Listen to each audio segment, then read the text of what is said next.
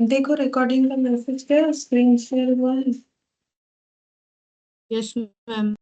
अच्छा ठीक। देखो लास्ट क्लास में जो हम लोग एज 28 पढ़ रहे थे वो हम लोग का सारा ही लगभग कंप्लीट हो गया है। ठीक है, एक छोटा सा कंसेप्ट है वो बताएंगे और दो क्वेश्चन बाकी है। जो भी छोटा छोटा क्वेश्चन है सीजीयू पे बेस्ड है, इसीलिए वो क्वेश्चन मैंने बाकी रखा था। तो सीजीयू तो देखो हम लोगों ने लास्ट क्लास में किया था। ठीक है, तो लास्ट क्लास में हम लोगों ने पढ़ा क्या था, सीजीयू ही पढ़ा था ना। तो सीजीयू में क्या था देखो यहाँ पर, ये सब एग्जाम्पल था कि सीजीयू का जो भी कंसेप्ट होता है, सीजीयू का मतलब होता था कैश जेनरेटिंग यूनिट। ठीक है, अगर कोई एसेट इंडिविजुअली कैश जनरेट करने के लिए केपेबल नहीं होता है, ठीक है, तो हम लोग उसे ग्रुप ऑफ एसेट बना देते हैं। CGU is a group of asset that generate cash flow together. ठीक है, जैसे कि मैंने यहाँ एग्जाम्पल दिया था। अब देखो क्वेश्चन, मैंने एक बार सीजीयू वर्ड का मीनिंग तुम लोग को याद दिला दिया। अब यहाँ पर जो क्वेश्चन है वो देखो, जैसे कि ये वाला क्वेश्चन नंबर 6 बोल रहा है A publisher owns 150 magazine titles of which 70 were purchased and 80 were self-created। ठीक है, तो बोल रहा है कि एक पब्लिशर्स है जिसके पास टोटल कितने सारे टाइटल्स है मैगजीन के, देखो 150 मैगजीन्स है। ठीक है, जिसमें से 70 उन्होंने परचेज किया हुआ है और 80 जो है उनका सेल्फ क्रिएटेड है। ठीक है, सेल्फ क्रिएटेड है।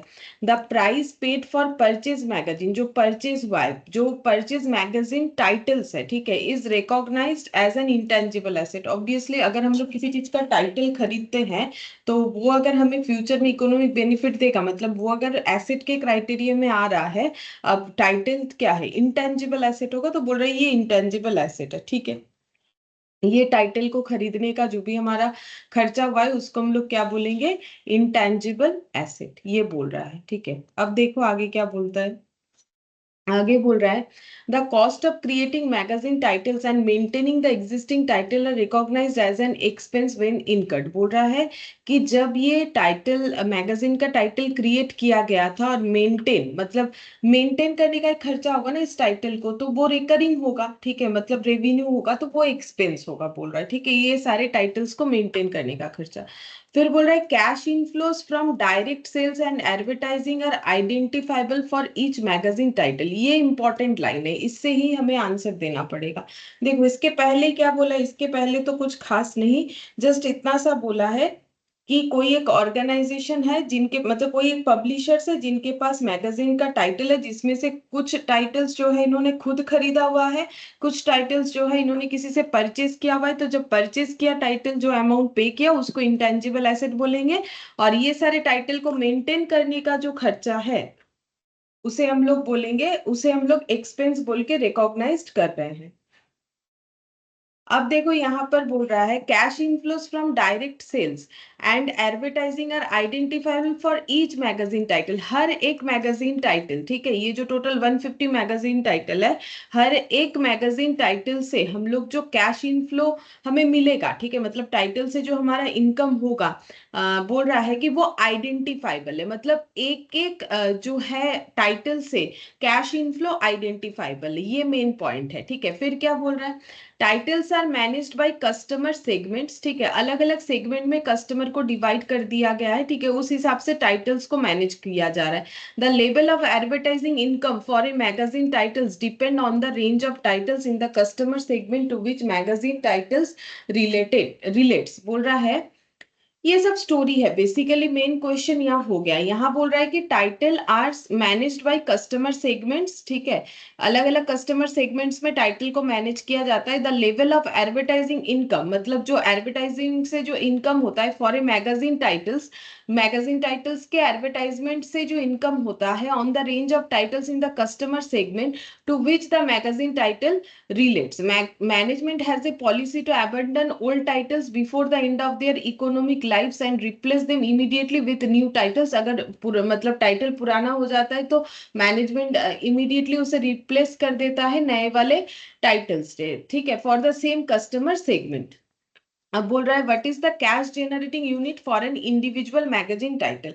तो बोल रहा है इंडिविजुअल मैगजीन टाइटल का कैश जेनरेटिंग यूनिट क्या है। ठीक है, तो कैश जनरेटिंग यूनिट क्या है? सारे ही individual titles cash generating unit है, हर एक individual title cash generating unit है। क्यों? क्योंकि कैश जनरेटिंग यूनिट इसीलिए है क्योंकि हर एक टाइटल केपेबल है इनकम यानी कैश फ्लो लाने में। ये देखो, यही आंसर है, ठीक है, और कुछ नहीं। क्योंकि अगर इंडिविजुअली कैश फ्लो लाने में केपेबल है तो सभी को कैश जनरेटिंग यूनिट बोला जाएगा इंडिविजुअली।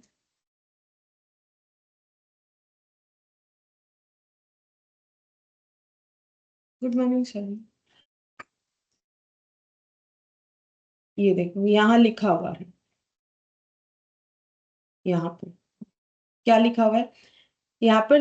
ये देखो, ये last para, therefore it is likely that individual magazine titles generate cash inflows that are largely independent of each other and that each magazine title is a separate cash generating unit। कैसे पता चला? क्योंकि देखो बाकी तो सब story था कि वो अपने इंडिविजुअल टाइटल से कैसे इनकम करते हैं, कैसे अगर टाइटल पुराना हो जाता है तो कैसे न्यू टाइटल दे के किस तरीके से उनका बिजनेस चलता है वो बोला है। लेकिन हमें तो ये पूछा है कि इस क्वेश्चन में कैश जनरेटिंग यूनिट क्या है। क्योंकि हर एक टाइटल इंडिविजुअली कैश जनरेट कर सकता है तो वो सभी क्या है? कैश जनरेटिंग यूनिट है इंडिविजुअली, ठीक है। तो ये हो गया हम लोग का 6th नंबर वाला आंसर।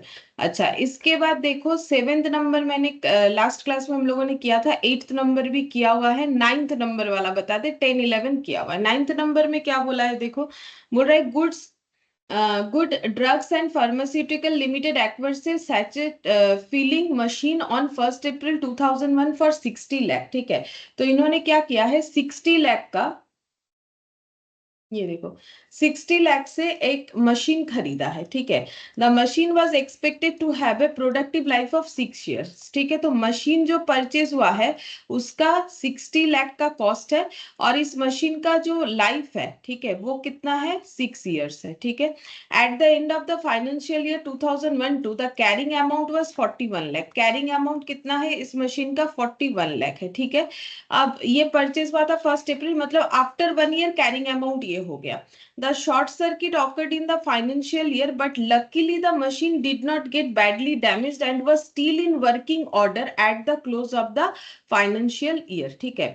अब बोल रहा है कि शॉर्ट सर्किट हुआ लेकिन बाई चांस क्या हुआ, इस मशीन में कुछ ज्यादा डैमेज नहीं हुआ और आग लगने के बाद भी, शॉर्ट सर्किट होने के बाद भी मशीन जो है केपेबल है काम करने के लिए, मतलब कैश भी जनरेट करके देगा, ठीक है। अगर मशीन वर्किंग कंडीशन में है तो कैश जनरेट होगा।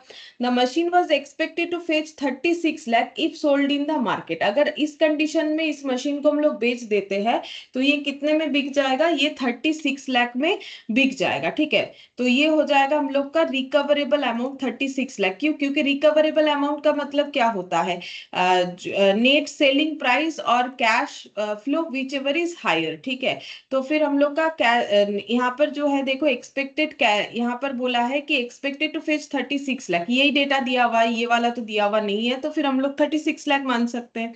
फिर बोल रहा है the machine by itself is not capable of generating cash flow. लेकिन मशीन जो है वो खुद कैश जनरेट नहीं करके दे सकता है। However the smallest group of asset comprising of the machine also is capable generating cash flows of 54 crore per annum. लेकिन अगर इसको हम लोग जो है सीजीयू में कन्वर्ट कर दे, ठीक है, जिन तो ये कैश फ्लो जनरेट कर सकता है कितने का? 54 करोड़ का। मतलब डैमेज होने के बाद, क्वेश्चन ये बोल रहा है कि डैमेज होने के बाद मशीन अकेले अकेले केपेबल नहीं है कैश जनरेट करके देने के लिए, ठीक है। लेकिन अगर इसे हम लोग यूनिट में ट्रांसफर कर देते हैं, मतलब सीजीयू में ट्रांसफर करते हैं, जो सीजीयू हम लोगों ने लास्ट क्लास में पढ़ा था, तो अगर हम लोग सीजीयू में ट्रांसफर कर देते हैं तो मशीन जो है वो केपेबल हो जाएगा। तो बोल रहा है जनरेटिंग कैश फ्लो 54, मतलब मशीन अकेले तो केपेबल नहीं है बट यूनिट में केपेबल होगा 54 करोड़ पर एनम करके, जो है उस सीजीयू से जो है कैश फ्लो मिलेगा हैज ए कैरिंग अमाउंट, जिसका कैरिंग अमाउंट है 3.46 crore. All such machine put together could fetch a sum of 4.44 crore if disposed. और अगर हम लोग इसे मार्केट में डिस्पोज करेंगे पूरे सीजीयू को तो 4.44 करोड़ मिलेगा। Discuss the applicability of impairment loss, ठीक है। हमें क्या बताना है? इम्पेयरमेंट लॉस का एप्लीकेबिलिटी बताना है, ठीक है। तो देखो हम एक बार यहाँ पर लिख के दिखा देते क्वेश्चन में हमें क्या क्या बोल रखा है। यहाँ पर 9th नंबर में, ठीक है। यहाँ पर बोला है,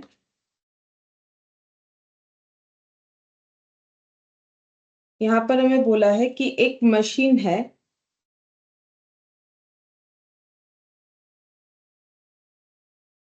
एक मशीन है मान लो, ठीक है। मशीन का देखो क्या क्या वैल्यू बता रखा है, बोल रहा है ये मशीन का वैल्यू था पहले 60 लाख था। मशीन जो है इसका प्रोडक्टिव लाइफ था 6 years, eight the end of financial year carrying amount 41 lakh, ठीक है। तो कॉस्ट था 60 लाख, ठीक है। और लाइफ था यहाँ पर कहाँ चला गया, लाइफ है 6 इयर्स, ठीक है, लाइफ है 6 इयर्स। और कैरिंग अमाउंट है 41 लाख, और मार्केट प्राइस था 36 लाख। ये देखो दिखा देते हैं, कैरिंग अमाउंट है 41 लाख, ये देखो। At the end of the financial year carrying amount 41 lakh, short circuit हुआ बट लकीली मशीन में ज्यादा कुछ डैमेज नहीं हुआ। The machine was expected to fetch 36 lakh, मतलब market price 36 lakh if sold in the market, ठीक है। ये बोला है the machine by itself is not capable of generating cash flows, however the smallest group of asset comprising of this machine, लेकिन इस machine को जिस सीजीयू के अंडर में दिया गया है, मतलब ये जो मशीन है इसको जिस सीजीयू के अंडर में दिया गया है, ठीक है, इसको जिस सीजीयू के, ये मशीन का कॉस्ट है, ठीक है, इसको जिस सीजीयू के अंडर में दिया गया है उसके बारे में क्या बोला है देखो। ये बोल रहा है कि capable of generating cash flow of 54 crore per annum and has a carrying amount of 3.46 crore. Carrying amount है सीजीयू का 3.46 करोड़, ठीक है। और अगर इसको मार्केट में बेचने जाएंगे तो 4.44 करोड़, ये बोल रखा है, ठीक है, 4.44 करोड़। हमें बोला है इम्पेयरमेंट लॉस का एप्लीकेबिलिटी बताओ, ठीक है। तो इसका एक नोट है वो हम लिखवाते हैं, ठीक है। एप्लीकेबिलिटी ये होता है, देखो अगर हम लोगों का सीजीओ के अंडर कोई एसेट है, अगर सीजीओ में इंपेयरमेंट लॉस होगा सिर्फ और सिर्फ तभी, ठीक है, उस इंडिविजुअल मशीन का इंपेयरमेंट होगा, अदरवाइज नहीं होगा। एक काम करते हैं, इसका आंसर अच्छे से समझ में आएगा, एक बार हम नोट लिखवा देते हैं तो फिर और भी अच्छे से समझ में आएगा, नहीं तो नहीं समझ में आएगा, ठीक है। देखो हम बताते हैं कैसे करके होगा। Okay. छोटा सा एक पॉइंट है, ये लिखने से याद रह जाएगा, नोट एक लिख लो। If one individual if one individual asset is transferred to CGU, ठीक है, जैसे यहां पर हुआ एक एसेट को हम लोगों ने सीजीयू में ट्रांसफर किया for impairment testing, for impairment testing, ठीक है। पहले ये एसेट सीजीयू का पार्ट नहीं था, हम लोगों ने इसको सीजीयू में इसीलिए ट्रांसफर किया क्योंकि ये अकेले कैश जनरेट करके नहीं दे पा रहा था, ठीक है। अब अगर हम लोग इम्पेयरमेंट टेस्टिंग करते हैं इस पे, मतलब इसका वैल्यू जो गिरावट हुआ है उस पे, जैसे कि 40, ये देखो यहाँ पर मार्केट प्राइस 36 लाख और ये कैरिंग अमाउंट, तो वैल्यू तो गिरा है ना, तो फिर क्या बोल रहा है, then individual asset is impaired only if CGU is impaired. Individual asset is impaired, individual asset के वैल्यू को हम लोग डिक्लाइन तभी करेंगे अगर पूरा सीजीयू इम्पेयर्ड हो रहा है, ठीक है। और individual asset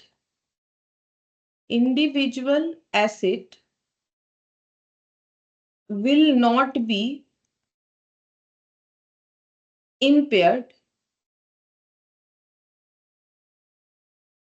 if CGU is not impaired, CGU is not impaired, ठीक है। अगर सीजीयू में डिक्लाइन नहीं होगा तो इंडिविजुअल एसेट में भी डिक्लाइन नहीं होगा, मतलब एक ही बात है सीधा सा। अगर कोई एसेट सीजीयू का पार्ट हो गया है तो उसका इम्पेयरमेंट डिपेंड करता है कि सीजीयू इम्पेयर्ड होता है कि नहीं। अगर सीजीयू इम्पेयर्ड होता है तो वो एसेट भी इम्पेयर्ड होगा, चाहे वो इंडिविजुअली इम्पेयर्ड हो या ना हो। और अगर सीजीयू इम्पेयर्ड नहीं होता है तो वो एसेट भी इम्पेयर्ड में नहीं लिया जाएगा। तो यहाँ देखो सीजीयू का क्या हुआ है, सीजीयू का कैरिंग अमाउंट से तो मार्केट प्राइस ज्यादा है तो इम्पेयर तो हुआ नहीं है, क्योंकि सीजीयू इम्पेयर नहीं हुआ है तो ये मशीन भी इम्पेयर नहीं होगा, चाहे वो इंडिविजुअली जितना भी इम्पेयर हो। अब देखो 9th नंबर का आंसर तुम लोग को मिलेगा, यहाँ पर दिखाते, पढ़ के हम बता देते हैं। देखो एज पर प्रोविजन जो मैंने लिखवाया वही होगा। 28 impairment of asset, impairment loss is not to be recognised for a given asset if its cash generating unit is not impaired. तो मैंने अपने हिसाब से लिखवाया, तो तुम लोग मेरा वाला लैंग्वेज भी लिख सकते हो कि इम्पेयरमेंट लॉस जो है वो रिकॉग्नाइज नहीं होगा किसी एक एसेट का अगर उसका कैश जनरेटिंग यूनिट इम्पेयर्ड नहीं है। In the given question the related cash generate unit which is a group of asset to which the damaged machine belongs is not impaired। कैसे पता चला कि impaired नहीं है? कैरिंग अमाउंट से market value ज्यादा है, कम होगा तभी ना impaired होगा, ठीक है। तो वही बोल रहा है कि क्योंकि कैश जनरेटिंग यूनिट impaired नहीं हुआ है एंड द रिकवरेबल अमाउंट, कैसे पता चला? Because recoverable amount is more than the carrying amount of group of asset यानी सीजीयू का, hence there is no need to provide for impairment loss on the damaged sachet filling machine, ठीक है। तो फिर हमें इस पे कोई इंपेयरमेंट लॉस बुक करने का जरूरत नहीं होगा। तो ये एक छोटा सा पॉइंट था जो कि मैंने बता दिया, ठीक है। अच्छा, और एक पॉइंट होता है रिवर्सल ऑफ इंपेयरमेंट लॉस। क्या हम लोग इंपेयरमेंट लॉस को रिवर्स कर सकते हैं? वो एक पॉइंट है, वो बताएंगे तो ये कंप्लीट हो जाए। Reversal of impairment loss,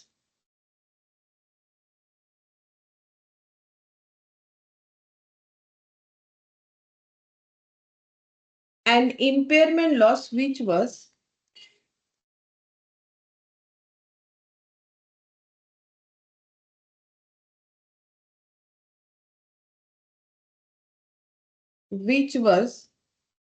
previously booked on an asset, अगर पहले किसी एसेट में इंपेयरमेंट लॉस बुक हुआ था, can be reversed in future. हम लोग उससे फ्यूचर में रिवर्स कर सकते हैं, ठीक है। कैसे हो सकता है? पहले लॉस हुआ था और अगर अभी प्रॉफिट हो रहा है तो, ठीक है। तो अभी एग्जांपल से समझ लेंगे। एन इम्पेयरमेंट, पहले लिख लो, an impairment loss which is booked on goodwill can be reversed but subject to certain condition।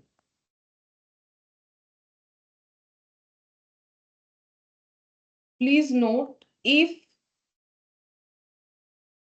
5 years of goodwill has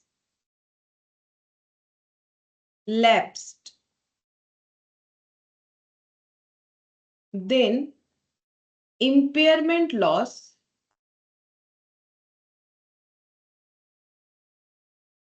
of goodwill cannot be, impairment loss of goodwill cannot be reversed, ठीक है। और इसके बाद journal entry, reversal का journal entry. तो पहले PPE account debit हो जाएगा to reversal of impairment loss, to reversal of impairment loss. अब इसका दो पार्ट होगा। If impairment loss booked in PL, अगर पीएल में बुक्ड हुआ था तो रिवर्सल एंट्री कैसे होगा? तब हो जाएगा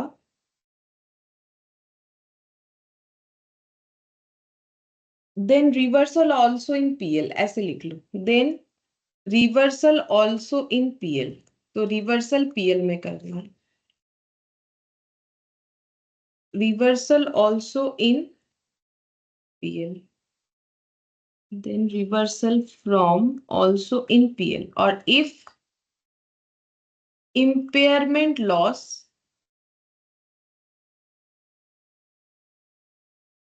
against from revaluation reserve, against from revaluation reserve, ठीक है। ये एकदम स्टार्टिंग क्लास में हम लोगों ने किया था। रिवैल्यूएशन रिजर्व में भी हम लोग कर सकते हैं, उसका भी रूल्स था, ठीक है, revaluation reserve. Then reversal also, reversal also from R, ठीक है, मतलब रिवैल्यूएशन रिजर्व से ही हमें करना पड़ेगा, ठीक है। हम इसको एग्जांपल से समझा देते हैं। तो बोल रहा है impairment loss which is previously booked on an asset can be reverse in future, future में वो रिवर्स हो सकता है। अब ये कैसे पॉसिबल है वो पहले एक एग्जांपल से समझो कि वो कैसे पॉसिबल है, कि फ्यूचर में अगर हम लोगों ने कोई इम्पेयरमेंट लॉस बुक किया था, ठीक है, तो उसे अभी हम लोग कैसे करके रिवर्स कर सकते हैं। तो एक छोटा सा एग्जाम्पल से समझ में आ जाएगा। जैसे कि मानो कि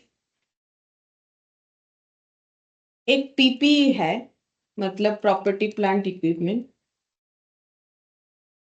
जिसका कॉस्ट 1/4/2002 को है यहाँ पर 200, मान लो लाख है, ठीक है, 200 लाख है,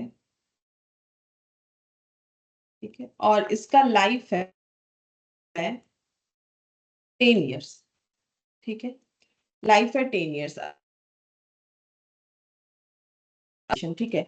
2 ईयर डिप्रिशिएशन चार्ज करे, ठीक है। तो 2 ईयर क्या होगा, अगर हम लोगों ने X2 में खरीदा था तो 2 साल का डिप्रिशिएशन हो जाएगा। अब स्ट्रेट लाइन चार्ज कर रहे हैं तो 200 डिवाइडेड बाई 10, ठीक है, मतलब original cost divided by estimated useful life into क्या हो जाएगा, जो हम लोग का जितने साल का होगा, तो ये हो गया 40 रुपीज, ठीक है।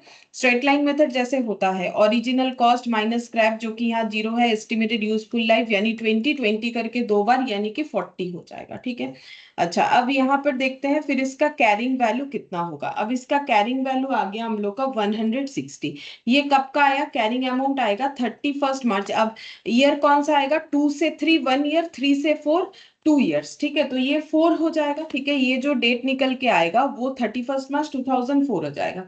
अब रिकवरेबल अमाउंट सपोज की गिवन है, ठीक है, रिकवरेबल अमाउंट हम लोग को इस डेट पे गिवन है, ठीक है, मतलब हम लोगों ने निकाला हुआ है higher of the cash flow and जो है नेट सेलिंग प्राइस, वो मिला के मान लो हम लोग का ये आया हुआ है, ये मान लो गिवन है, ठीक है, ये हमें दिया हुआ है क्वेश्चन में। तो हम लोग का क्या हो गया, इम्पेयरमेंट लॉस हो जाएगा, क्योंकि एसेट के वैल्यू में मतलब एसेट का वैल्यू डिक्लाइन हो गया। कितने का इम्पेयरमेंट लॉस, 40 का इम्पेयरमेंट लॉस हो गया। अब इसमें हम लोग एंट्री क्या डालेंगे, जैसे इम्पेयरमेंट लॉस बुक होता है तो हम लोग एंट्री डालते हैं इम्पेयरमेंट लॉस अकाउंट डेबिट। और अगर पीएल से करेंगे तो यहाँ पर पहले तो ये देखो, ये मेरा पीएल होगा, ठीक है, इंपेयरमेंट लॉस वाला ही मेरा पीएल होगा। अब 2 यहाँ पर हो जाएगा पीपीई, ठीक है। और रिवैल्यूएशन रिजर्व तब आता है, अगर तुम लोगों को याद है तो वो हम लोगों ने स्टार्टिंग वाले डे पे किया था कि अगर पहले इसका इंपेयरमेंट बुक हुआ था, उसमें कुछ रिवैल्यूएशन रिजर्व में कुछ अमाउंट था तो उसको पहले ड्रॉ करना पड़ता है। तो मान लो यहाँ पर पहली बार हुआ है तो पीपी, ठीक है। अब यहाँ पर नेक्स्ट हम लोग जैसे ही इंपेयरमेंट बुक होता है तो हमें रिवाइज्ड कैरिंग अमाउंट लिखना पड़ता है। तो revised carrying amount as on 31 March 2004 कितना हो जाएगा, 160 का एसेट में अगर 40 का जो है डिक्लाइन आया है तो एसेट का वैल्यू 120 हो जाता है। इसको हम लोग बोलते हैं रिवाइज्ड कैरिंग अमाउंट, ठीक है। ये कैसे मिला, आफ्टर इंपेयरमेंट ये वाला मिलता है, आफ्टर इंपेयरमेंट। अच्छा, अब देखो लेस कर देते हैं डेप्रिशिएशन, ठीक है। अब डेप्रिशिएशन दे रहे हैं, अब मान लो नेक्स्ट ईयर का डेप्रिशिएशन दे रहे हैं X4 X5 का, ठीक है। अब डेप्रिशिएशन कितना लगाओगे, यहाँ पर लाइफ जो बचा वो अब बचा 8, ठीक है, लाइफ जो है वो बचा 8, ठीक है। अच्छा, अब देखो, एक सेकंड थोड़ा सा वेट करो।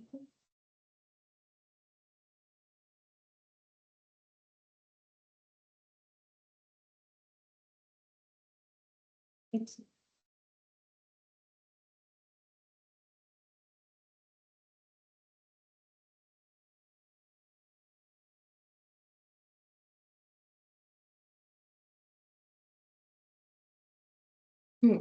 अब देखो डेप्रिशिएशन कितना आ गया, डेप्रिशिएशन यहाँ पर आ जाएगा हम लोग का,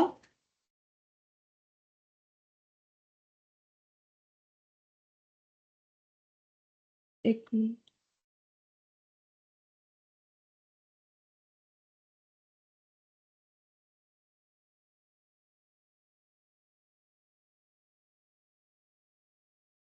अच्छा, अब देखो डेप्रिशिएशन आ जाएगा हम लोग का 120 जो है एसेट का अभी वैल्यू बचा, और 8, ठीक है, लास्ट क्लास में सिखाया था कि इसके ऊपर लगना चाहिए, तो ये हो जाएगा 15, ठीक है।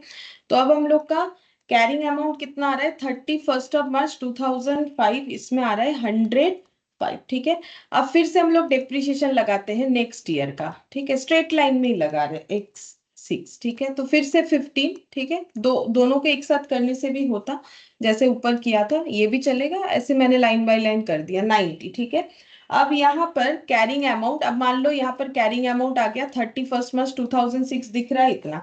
अब इस केस में मान लो रिकवरेबल अमाउंट जो कि हमें क्वेश्चन में गिवन होगा डेटा, उससे हम लोग निकाल सकते हैं। तो मान लो मुझे डेटा मिल गया है जो कि 140 आ गया, ठीक है। अब यहाँ पर इंपेयरमेंट लॉस की जगह क्या हो गया, इंपेयरमेंट गेन। लेकिन इंपेयरमेंट गेन हम लोग नहीं बोल सकते हैं, ठीक है। इसको हम लोग क्या बोलते हैं, इसको हम लोग बोलते हैं, ये क्या आ गया, इंडिकेशन आ गया हमें, indication of reversal of impairment, indication of reversal of impairment, इसी को इंपेयरमेंट का रिवर्सल बोलते हैं। मतलब पहले तो लॉस हुआ था लेकिन अभी गेन दिख रहा है, बट इसे गेन नहीं बोला जाता, इसे बोलते हैं कि इंपेयरमेंट का रिवर्स कर दो, ठीक है।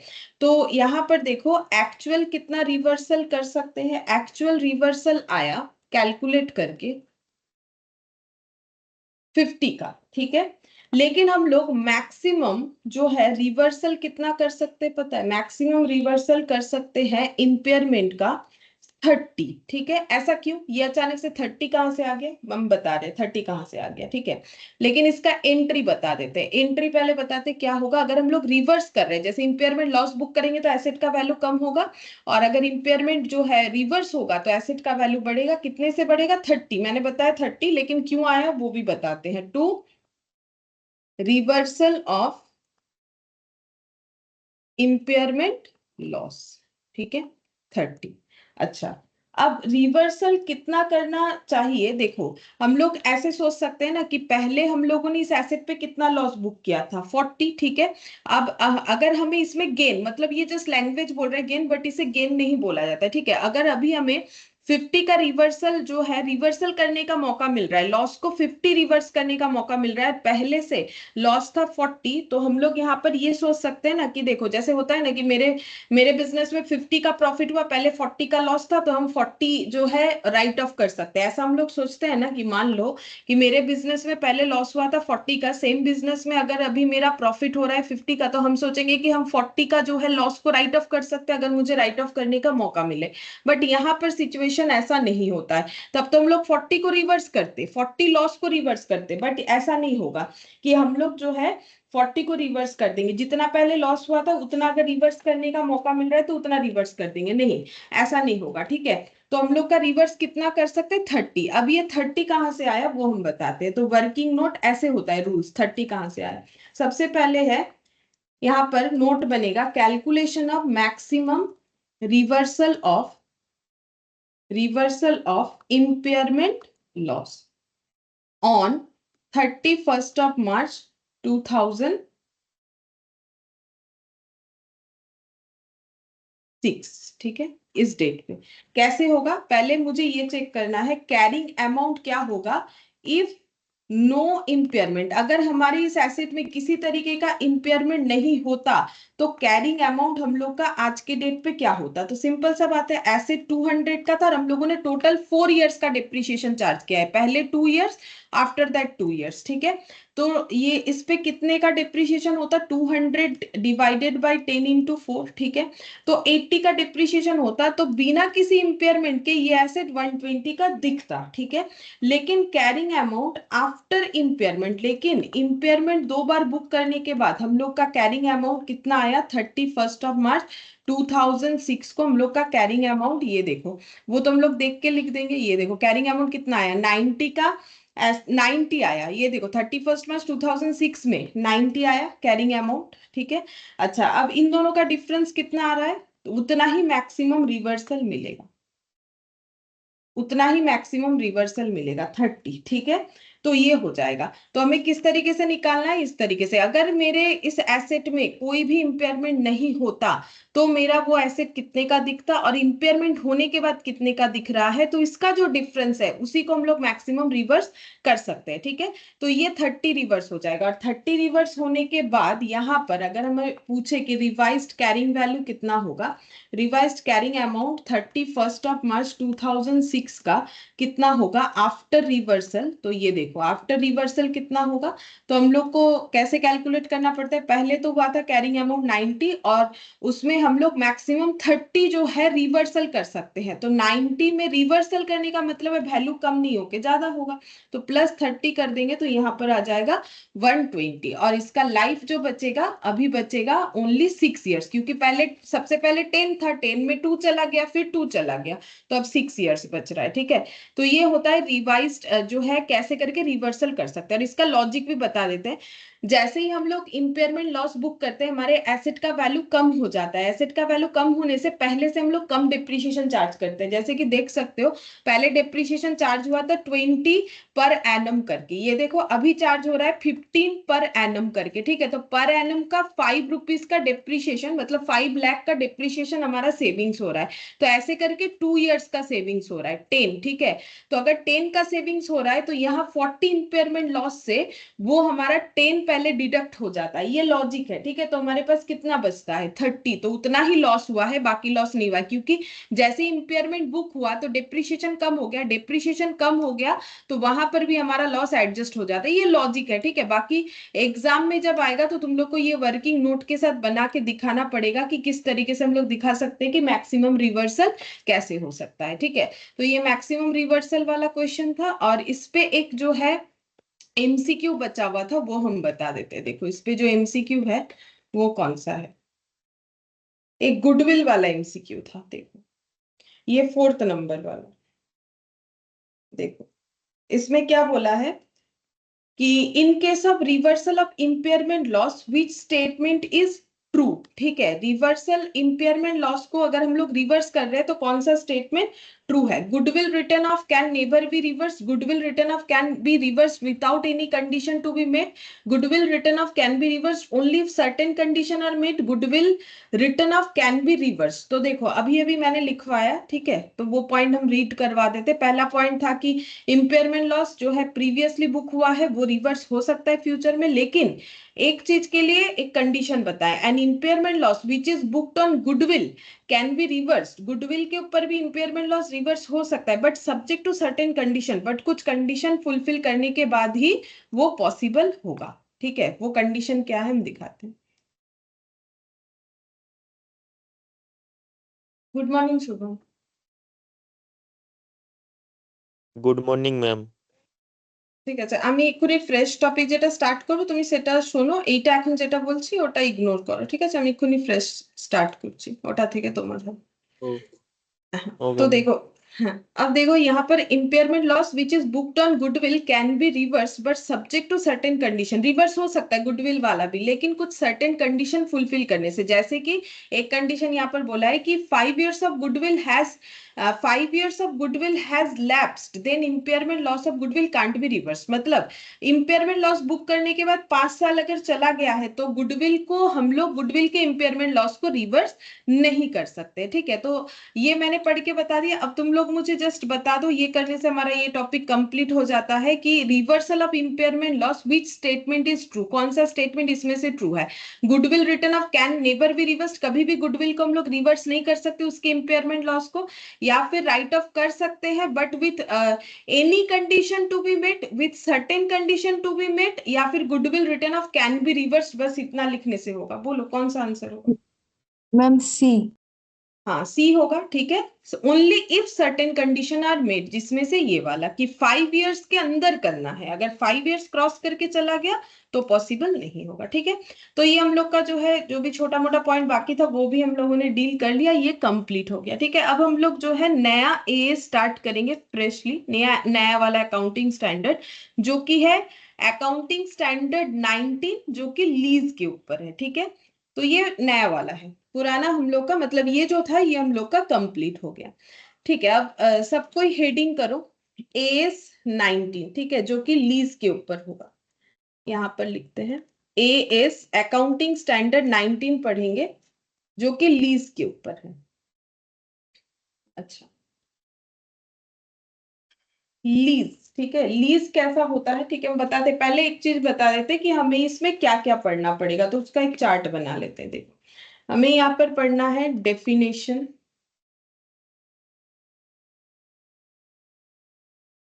डेफिनेशन ऑफ लीज, ठीक है, पहले ये बता देते हैं डेफिनेशन ऑफ लीज। लीज का डेफिनेशन क्या होता है, लीज का मतलब क्या होता है। तो देखो, लीज क्या है, ए लीज, लिख लो, a lease is an agreement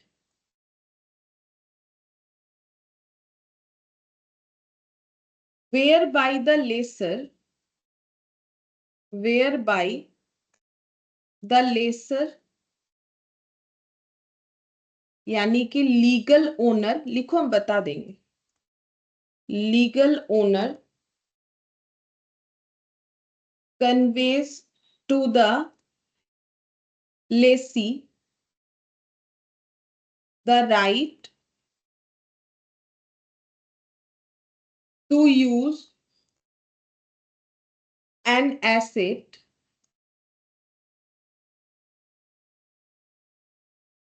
for a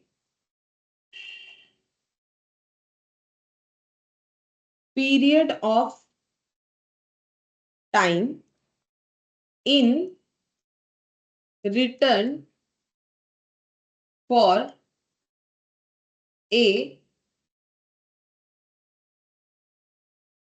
payment or service of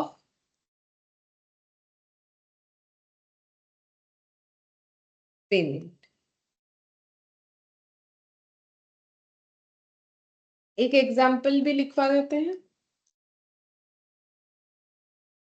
mister a taken a car on lease for 5 years from XYZ for ₹5,000 per annum, ठीक है, फॉर ₹5,000 पर एनम, ठीक है। अब ये लीज चीज क्या होता है, देखो लीज जो है ना, वो जैसे हम लोग रेंट लेते हैं ना, तो वैसा लीज होता है, ठीक है। तो जैसे रेंट में मान लो कहीं पर तुम लोग घर रेंट लेके रह रहे हो, ठीक है, या रेंट के घर पे रह रहे हो, जो भी बोलो, तो क्या करना पड़ता है, हमें एक पीरियोडिक वे में रेंट पे करना पड़ता है। जैसे मान लो मंथ के स्टार्टिंग में 1 से 10 तारीख के अंदर या 1 से 7 तारीख के अंदर हमें क्या करना पड़ता है, रेंट पे करना पड़ता है, क्योंकि हम लोग किसी और का घर यूज कर रहे हैं, ठीक है। तो लीज भी क्या है, लीज भी इसी तरीके का एक एग्रीमेंट होता है, जिसपे हम लोग किसी के एसेट को यूज करने के लिए उसको पेमेंट करते हैं। जैसे किसी का घर यूज कर रहे हैं, तो वो तो घर उसके लिए एसेट है, तो उसका घर यूज करने के लिए हम लोग उसे पेमेंट करते हैं, उसे रेंट बोलते हैं। तो यहाँ पर भी होता है कि अगर किसी के एसेट को हम लोग यूज कर रहे हैं, तो उसको हम लोग जो पेमेंट करेंगे उसके बदले, उसको हम लोग लीज बोलते हैं। देखो क्या लिखा हुआ है, बोल रहा है a lease is an agreement, lease जो है वो एक एग्रीमेंट होता है वेयर बाय द लेसर। अब लीज में दो पार्टी होता है, जैसे रेंट के केस में भी दो पार्टी होता है ना, एक होता है कि टेनेंट और एक होता है लैंडलॉर्ड, ठीक है। लैंडलॉर्ड का मतलब जिसका घर है, जिसके घर पे हम लोग रह रहे हैं। टेनेंट का मतलब जिसको हम लोग बोलते हैं जो भाड़ा में रह रहा है, ठीक है। तो यहाँ पर क्या होता है, जो एग्रीमेंट होता है, एग्रीमेंट के अंदर दो पार्टी होता है, एक पार्टी का नाम होता है लेसर, ठीक है। लेसर कौन है, जो एसेट का ओनर है। देखो मैंने ब्रैकेट में लिखा है लीगल ओनर, ठीक है, जो एसेट लीज पे दे रहा है, उस एसेट का जो ओनर है उसे हम लोग बोलते हैं लेसर, ठीक है। Conveys to the lessee, lessee कौन हो गया, लेसी का मतलब वो इंसान हो गया जो उस एसेट को ले रहा है लीज पे, ठीक है। The right to use an asset for a period of time in return for a payment और सर्विस ऑफ पेमेंट, ठीक है। तो वो क्या करेगा, इस एसेट को यूज करने का राइट जो है मिलेगा, किसको मिलेगा, लेसी को मिलेगा। कैसे मिलेगा, लीज एग्रीमेंट होने के बाद। जैसे अगर किसी के घर पे भाड़ा रहना है, तो पहले क्या करना पड़ेगा, पहले हम लोग को उनके के साथ एक जो है रेंट एग्रीमेंट करना पड़ेगा, तभी रह सकते हैं। ऐसा नहीं है कि जब मन चाहे रह लिए, वैसा नहीं होता है। पहले एग्रीमेंट बनेगा तभी हम लोग रह सकते हैं। तो लीज के केस में भी वही होगा, पहले एग्रीमेंट बनेगा तभी हम लोग जो है, लीज एग्रीमेंट बनेगा तभी हम लोग किसी और के एसेट को यूज कर सकते हैं। ठीक है, तो यहाँ पर बड़े बड़े एसेट का डीलिंग्स होता है। ठीक है, छोटा मोटा ऐसे घर के बारे में नहीं होता है।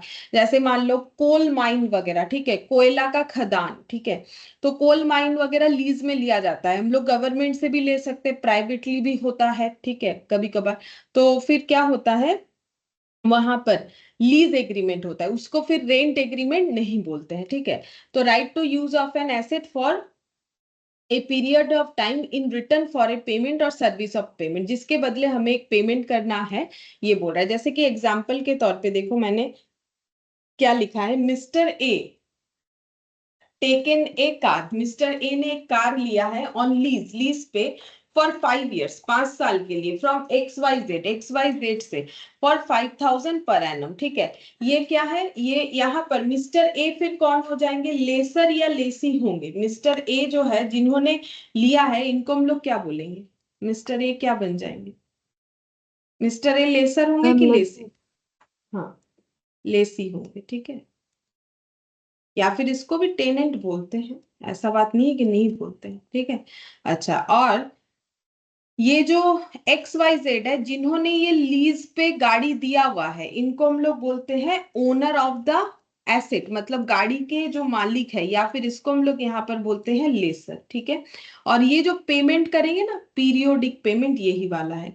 इसको हम लोग क्या क्या नाम से जानते हैं, मतलब टर्म समझो, इसको बोलते हैं लीज रेंटल। जैसे घर का भाड़ा देते हो तो बोलते रेंट दे रहा है, इसको बोलते हैं लीज रेंटल, या फिर लीज पेमेंट। ठीक है, ये लैंग्वेजेस याद रखो, क्योंकि क्वेश्चन में कोई भी लैंग्वेज आ सकता है। ठीक है, या फिर इसी को हम लोग बोलते हैं मिनिमम लीज पेमेंट। ठीक है, ये आगे आगे आएगा तो समझोगे कि इसको मिनिमम क्यों बोलते हैं, लेकिन इसका और एक नाम है मिनिमम लीज पेमेंट। ठीक है, तो लीज रेंटल बोलते हैं, लीज पेमेंट बोलते हैं, मिनिमम लीज पेमेंट। और ये जो 5 years है ना, इसको हम लोग बोलते हैं लीज टर्म। ठीक है, इसको हम लोग बोलेंगे, अच्छा, लीज टर्म, मैंने थोड़ा गलत लिख दिया स्पेलिंग, लीज टर्म बोलेंगे। ठीक है, तो सबसे पहले हम लोगों ने क्या देखा, डेफिनेशन ऑफ लीज क्या होता है। ठीक है, तो लीज में हम लोग क्या करते हैं, किसी और के एसेट को जो है रेंट पे लेते हैं, लेकिन ये थोड़ा अलग तरीके का इसमें रूल्स रेगुलेशंस अप्लाई होता है, तो इसलिए इसको लीज कैटेगरी में दिया गया है। ठीक है, जहां पर हम लोग किसी और के एसेट का यूज करने का जो है राइट्स, यानी हम लोग अधिकार जो है वो जनरेट करवाते हैं, और बदले में हमें क्या करना है, उनको पेमेंट करना होता है, और ये एक सर्टेन टर्म्स टाइम के लिए होता है। ठीक है, तो ये हो गया हम लोग का डेफिनेशन ऑफ लीज। ठीक है, अब यहाँ पर हमें क्या पढ़ना है, हम लोग को यहाँ पर दो तरीके का लीज पढ़ना है। ठीक है, एक होता है ऑपरेटिंग, एक होता है फाइनेंस। ठीक है, तो यहाँ पर लिखते हैं टाइप्स ऑफ लीज, कितने टाइप्स का लीज हमें पढ़ना है। ठीक है, दो तरीके का लीज होता है, एक होता है ऑपरेटिंग लीज, एक लीज का नाम है ऑपरेटिंग लीज, दूसरे लीज का नाम होता है फाइनेंस लीज। अच्छा, ऑपरेटिंग लीज क्या होता है, ठीक है, ये नॉर्मल रेंटल एग्रीमेंट पे जैसा होता है ना, वैसे ही होता है। ये क्या है ना, ये लिखो, more like a normal rental agreement. ठीक है, जैसे रेंट पे जब घर वर लेते हैं तो जैसा ट्रीटमेंट होता है ना, ऑपरेटिंग लीज का ट्रीटमेंट लगभग वैसा ही होगा, मतलब हूबहू वैसा ही होगा, लेकिन फाइनेंस लीज इस तरीके से नहीं होता है। ठीक है, मतलब रेंटल एग्रीमेंट कैसे होता है, जैसे मैंने किसी का घर भाड़े पे लिया है, तो मेरे लिए भाड़ा देना एक्सपेंस हो जाएगा, उनके लिए जो भाड़ा उन्हें मिलेगा हर मंथ, वो उनके लिए इनकम हो जाएगा। ठीक है, तो जो नॉर्मल ऑपरेटिंग लीज होता है उसमें भी वैसे ही होता है, जो लीज पे एसेट को दे रहा है उसे इनकम होगा, और जो लीज पे एसेट को ले रहा है उसका एक्सपेंस होगा। ठीक है, अब देखो, अब हम लोग ऑपरेटिंग लीज को हेडिंग करेंगे और इसके बारे में थोड़ा सा जानते हैं। देखो, अब हेडिंग करो ऑपरेटिंग लीज, ऑपरेटिंग लीज। ठीक है, ऑपरेटिंग लीज, इस पे क्या ट्रीटमेंट होता है, ठीक है। तो ऑपरेटिंग लीज का मतलब मैंने सिंपल बताया, ये बात सिंपल याद रखो तो हो जाएगा। जिसने रेंट पर दिया उसके लिए इनकम, और जिसने रेंट पे लिया उसके लिए एक्सपेंस, ठीक है। अब यहाँ पर देखो जर्नल एंट्री सिखाएंगे हम, ठीक है। जर्नल एंट्रीज इसका क्या होगा, क्योंकि यहाँ ना हमें जर्नल एंट्रीज वगैरह चाहिए होगा। तो जर्नल एंट्री दो पार्टी के बुक्स में होगा, क्योंकि जैसे लीज एग्रीमेंट होता है दो पार्टी जनरेट होता है, एक कौन होता है लेसर और दूसरा कौन होता है लेसी, ठीक है। तो फिर लेसर के बुक्स में क्या एंट्री होगा, लेसी के बुक्स में क्या एंट्री होगा, तो यहां पर लिखते हैं, यहां पर लिखते हैं लेसर, ठीक है। यहां पर लिखेंगे लेसी। अच्छा, अब मेरे यहाँ पर जो मैंने एग्जाम्पल दिया था वहां पर हमारा लेसर कौन था, वहां पर हमारा लेसर था XYZ, और लेसी कौन था ए, ठीक है। तो उससे भी तुम लोग जो है आइडेंटिफाई कर सकते हो, मिस्टर ए जो है वो लेसी और XYZ जो है हमारे एग्जाम्पल पे लेसर था, ठीक है। अब देखो एंट्री क्या होगा। तो जब पहले दिन पे, डे 1 पे, ठीक है, जिस दिन लीज एग्रीमेंट हुआ, ठीक है, जिस दिन एग्रीमेंट हुआ उस दिन नो एंट्री। एग्रीमेंट जिस दिन होगा ना उस दिन नो एंट्री। क्यों? क्योंकि एंट्री क्यों होता है, एंट्री जब तक मॉनिटरी ट्रांजैक्शन नहीं होता है तब तक एंट्री नहीं होता है। जैसे मान लो मैंने किसी का घर भाड़े पे लिया, ठीक है, अब मेरे साथ उनका एक एग्रीमेंट हो गया। तो एग्रीमेंट जो हुआ उस दिन थोड़ी ना कोई मॉनिटरी ट्रांजैक्शन हुआ। अगर मॉनिटरी ट्रांजैक्शन, अब हाँ तुम लोग ऐसे सोच सकते हो कि सिक्योरिटी डिपॉजिट वगैरह लेन देन हो सकता है तब एंट्री होगा, लेकिन यहाँ पर ऐसे सिक्योरिटी डिपॉजिट वाला बात नहीं आता है। अगर कभी रेंट का कंसेप्ट तुम लोग को पता है तो रेंट जब लेने जाओगे ना तो ऐसा नहीं है कि सिर्फ घर का भाड़ा लेगा, कुछ सिक्योरिटी डिपॉजिट भी ले लेता है। लाइक हर जगह का एरिया का रूल्स होता है, जैसे कि 2 मंथ्स का जो है एडवांस लेना, ठीक है, इस तरीके का होता है। कॉमर्शियल एग्रीमेंट होता है तो उसमें थोड़ा ज्यादा खर्चा होता है। तो यहाँ पर एग्रीमेंट, यहाँ कोई सिक्योरिटी डिपॉजिट का बात नहीं होता है, ठीक है। तो इसीलिए डे 1 जिस दिन एग्रीमेंट हो रहा है उस दिन कोई एंट्री नहीं होगा, क्योंकि एंट्री तो तब होगा ना जब मॉनिटरी ट्रांजैक्शन होगा। तो जो है एक एग्रीमेंट बन गया कि हाँ ये एसेट आप इतने दिन तक यूज कर सकते हैं, ठीक है। फिर एंट्री कहाँ से स्टार्ट होता है, फिर उसके बाद एंट्री कब स्टार्ट होगा, पहला एंट्री तब स्टार्ट होगा जब पहले बार का पेमेंट होगा। जैसे कि देखो यहाँ पर गाड़ी के लिए पेमेंट कैसे होगा, ईयरली होगा, पर एनम का मतलब ईयरली होता है। तो जैसे ही 1 साल खत्म हो जाएगा 5,000 पेमेंट करना पड़ेगा गाड़ी को यूज करने के लिए, ठीक है। तो ईयर एंड में एंट्री होगा, ठीक है। तो XYZ के लिए क्या है, रेंट का इनकम है, तो उनके लिए क्या एंट्री होगा, कैश और बैंक अकाउंट डेबिट, पैसा आएगा ना, यहाँ पर इनकम होगा, पैसा आएगा। क्या इनकम होगा, रेंटल, ये वाला इनकम होगा, ये देखो रेंट का इनकम, लीज रेंटल या फिर लीज जो है आ रहा है वो इनकम होगा। तो यहाँ पर cash and bank account debit to क्या हो जाएगा, ऐसे लिखना है, लीज रेंटल इनकम, ठीक है। और ये इनकम कहाँ क्रेडिट होगा, PL में, ठीक है, प्रॉफिट एंड लॉस अकाउंट में क्रेडिट हो जाएगा।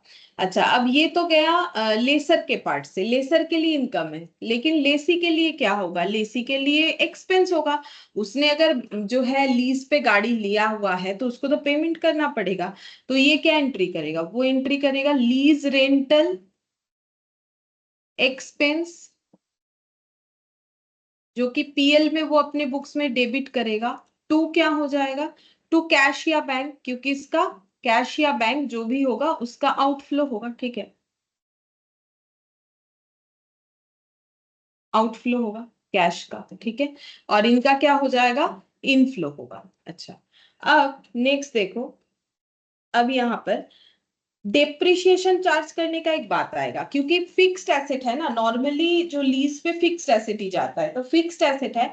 अब एसेट पे डेप्रिशिएशन भी तो लगना चाहिए, जैसे ही ईयर टू ईयर स्पेंड होगा हमेशा डेप्रिशिएशन चार्ज होगा। ये तो तुम लोग 11 से भी देख रहे होगे कि कोई भी एसेट को जब हम लोग यूज करते हैं तो हर फाइनेंशियल ईयर के एंड में उस पर डेप्रिशिएशन लगता है। कितना लगता है, जितना उस फाइनेंशियल ईयर में हम लोगों ने उसे यूज किया है, तो उतने टाइम पीरियड का लगेगा। अगर 1 ईयर यूज किया है तो 1 ईयर, अगर हम लोगों ने परचेस कभी मिडिल में किया हुआ है तो 6 मंथ्स 8 मंथ्स ऐसे करके डिप्रिशिएशन होता है।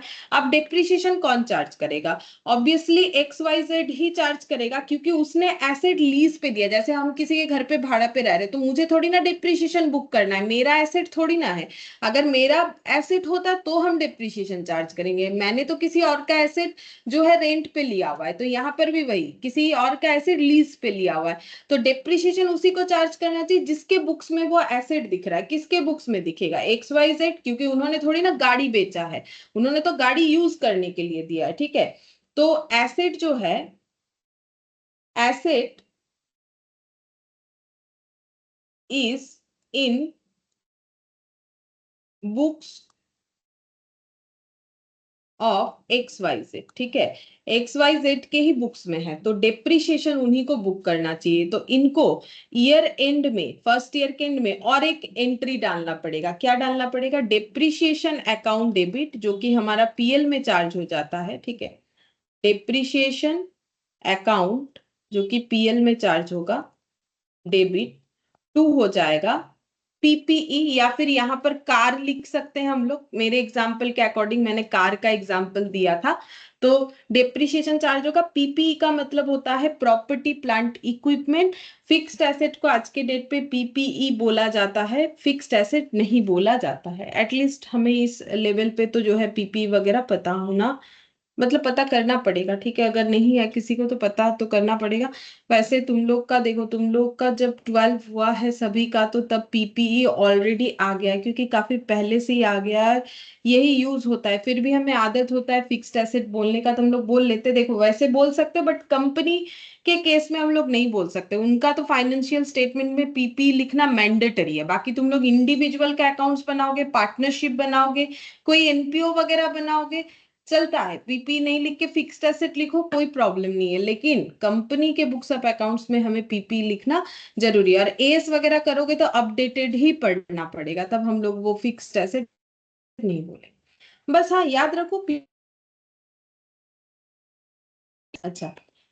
अब नेक्स्ट हम लोग देखो, ये हो गया हम लोग का ऑपरेटिंग लीज। अब हम लोग पढ़ेंगे फाइनेंशियल लीज, ठीक है। फाइनेंशियल लीज कैसे होता है, तो पहले हेडिंग करो, फिर हम बताते हैं फाइनेंशियल लीज कैसे होता है। फाइनेंस लीज,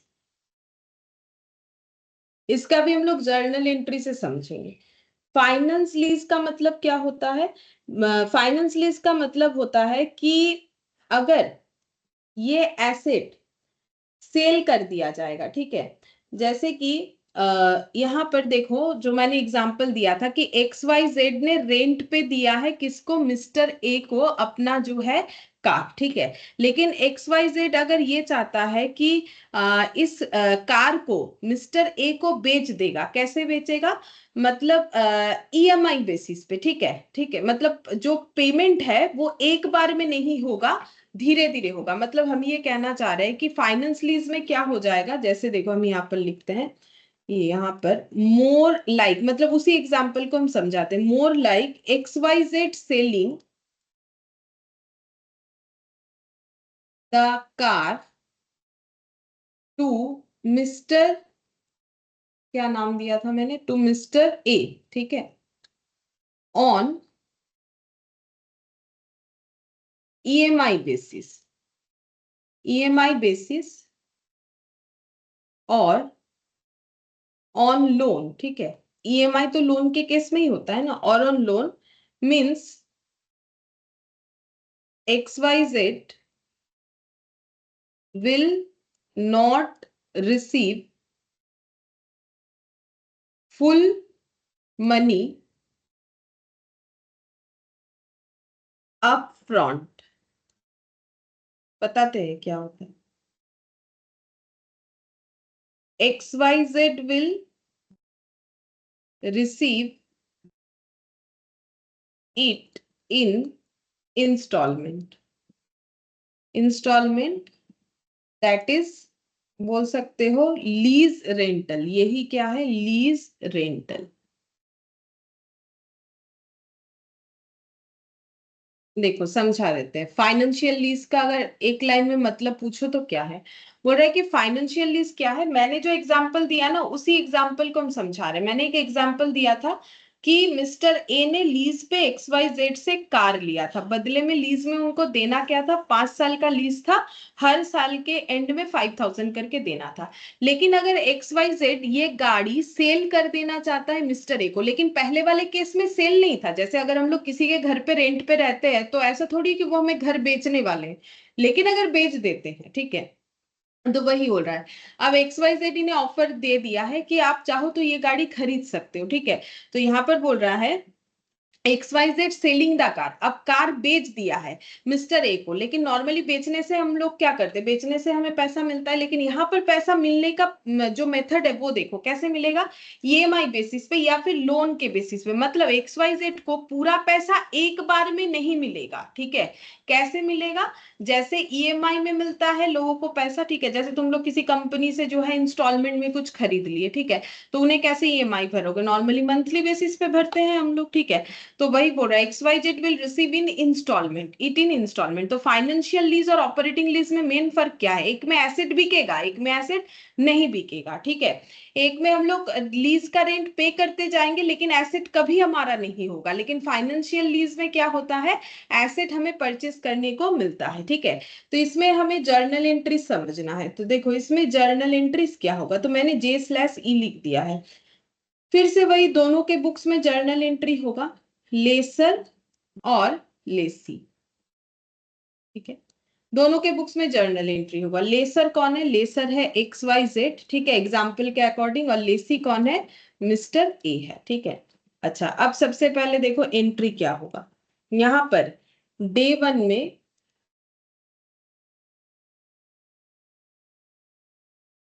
डे 1 में एक एंट्री होगा, क्यों होगा, डे 1 में इसीलिए एंट्री होगा क्योंकि एसेट का ओनरशिप हम लोग ट्रांसफर कर दे रहे हैं, क्योंकि हम लोग एसेट सेल करेंगे इस हिसाब से लीज एग्रीमेंट बनाया है, यानी फाइनेंस लीज। तो XYZ हो या फिर ए, दोनों को अपने बुक्स में एंट्री करना पड़ेगा। क्या करना पड़ेगा, कि हम एसेट बेच रहे हैं, जैसे XYZ क्या बोलेगा, हम अपना कार बेच रहे हैं, तो टू यहाँ पर क्या हो जाएगा, एसेट, मतलब मेरे एग्जाम्पल के अकॉर्डिंग कार, इनके बुक से कार चला जाएगा। जैसे अगर कोई अपना एसेट बेचता है तो क्या एंट्री होगा, कैश और बैंक टू एसेट, ठीक है, या फिक्स्ड एसेट जो भी बोलो, तो ये टू कार हो जाएगा, ठीक है, मेरे एग्जाम्पल के अकॉर्डिंग कार। डेबिट किसे होगा, डेबिट किसे करना है, डेबिट करेंगे लीज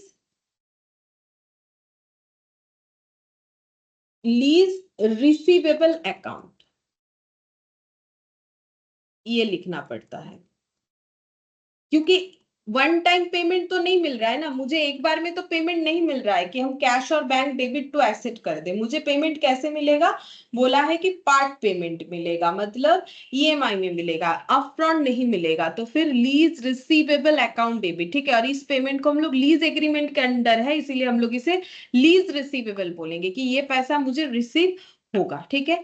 लेसी क्या एंट्री करेगा, कि उनके पास कार आ गया, एसेट यानी कि कार, मेरे एग्जाम्पल के according, debit to lease liability, इनका लाइबिलिटी बनेगा कि इनको फ्यूचर में इतना पैसा जो है देना है, पार्ट पार्ट करके, इनका हो जाएगा पेबल, इनके लिए रिसीवेबल, इनका हो जाएगा पेबल, ठीक है।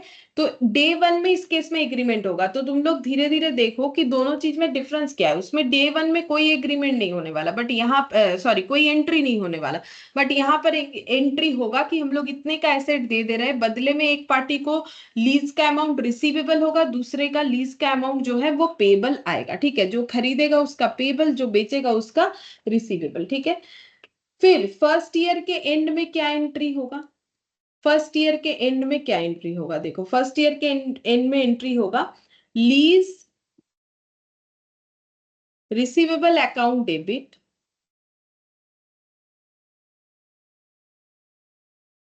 To interest income, to interest income, ठीक है। तो EMI है, तो अगर इंटरेस्ट वगैरह एप्लीकेबल हो रहा है, ठीक है, तो फिर हमें इंटरेस्ट का एंट्री करना पड़ेगा, lease receivable to interest income. जैसे EMI में इंटरेस्ट हमें देना पड़ता है ना, नो कॉस्ट EMI भी होता है, लेकिन अगर हमें इंटरेस्ट देना है तो इंटरेस्ट के इनकम को भी ये क्या करेंगे, ड्यू एंट्री, ये ड्यू करेंगे, और इनका इंटरेस्ट एक्सपेंस वो ये ड्यू करेंगे। इंटरेस्ट, ये मैंने इंटरेस्ट लिखा है INTT, ठीक है, interest expense account debit to lease liability, to lease liability. ठीक है, अगर कुछ इंटरेस्ट का कंसेप्ट है कि भाई इंटरेस्ट भी देना है हमें, तो फिर इंटरेस्ट एक जन के लिए रिसीवेबल, एक जन के लिए पेबल, वो तो नॉर्मल बात है। जो अपना एसेट बेच रहा है उसके लिए इंटरेस्ट रिसीवेबल, और जो अपना एसेट जो है जो एसेट खरीद रहा है उसके लिए इंटरेस्ट जो है एक्सपेंस हो जाएगा। फिर नेक्स्ट और एक एंट्री होगा। ठीक है, अब जैसे ही ये तो ड्यू एंट्री हुआ, समझो ये ड्यू एंट्री हुआ। अब जब हमें पहला ईएमआई मिलेगा तो हम लोग क्या एंट्री करेंगे? कैश और bank account debit to lease receivable, to lease receivable. तो हम लोग ये लीज रिसीवेबल का एंट्री करेंगे। और ये जब फर्स्ट टाइम पेमेंट करेंगे तो क्या एंट्री होगा? ये जब फर्स्ट टाइम पेमेंट करेंगे तो एंट्री हो जाएगा lease liability account debit, lease liability account debit to cash और बैंक, टू कैश और बैंक, ये एंट्री होगा। ठीक है, अच्छा देखो, ये बड़ा ही नॉर्मल बात है। तुम लोगों को इंटरेस्ट समझ में आया कि नहीं? देखो आना तो चाहिए।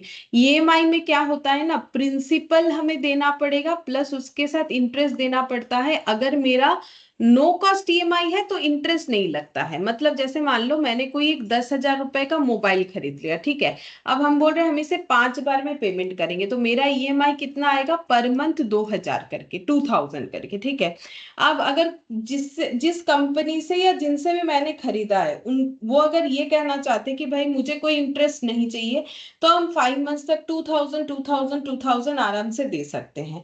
यही मेरा ईएमआई हो जाएगा। लेकिन वो बोलेंगे कि क्योंकि आप डीले पेमेंट कर रहे हो तो मेरा तो नुकसान है। ठीक है, तो हम 2,000 करके क्यों ले? ठीक है, हम इस पे इंटरेस्ट लेंगे, मान लो बोल रहे हैं कि इंटरेस्ट लेंगे 2% करके इंटरेस्ट लेंगे। ठीक है, तो 2% मत करके कितना हो जाएगा? तो चेक करो, 2% मतलब कितना हो जाएगा।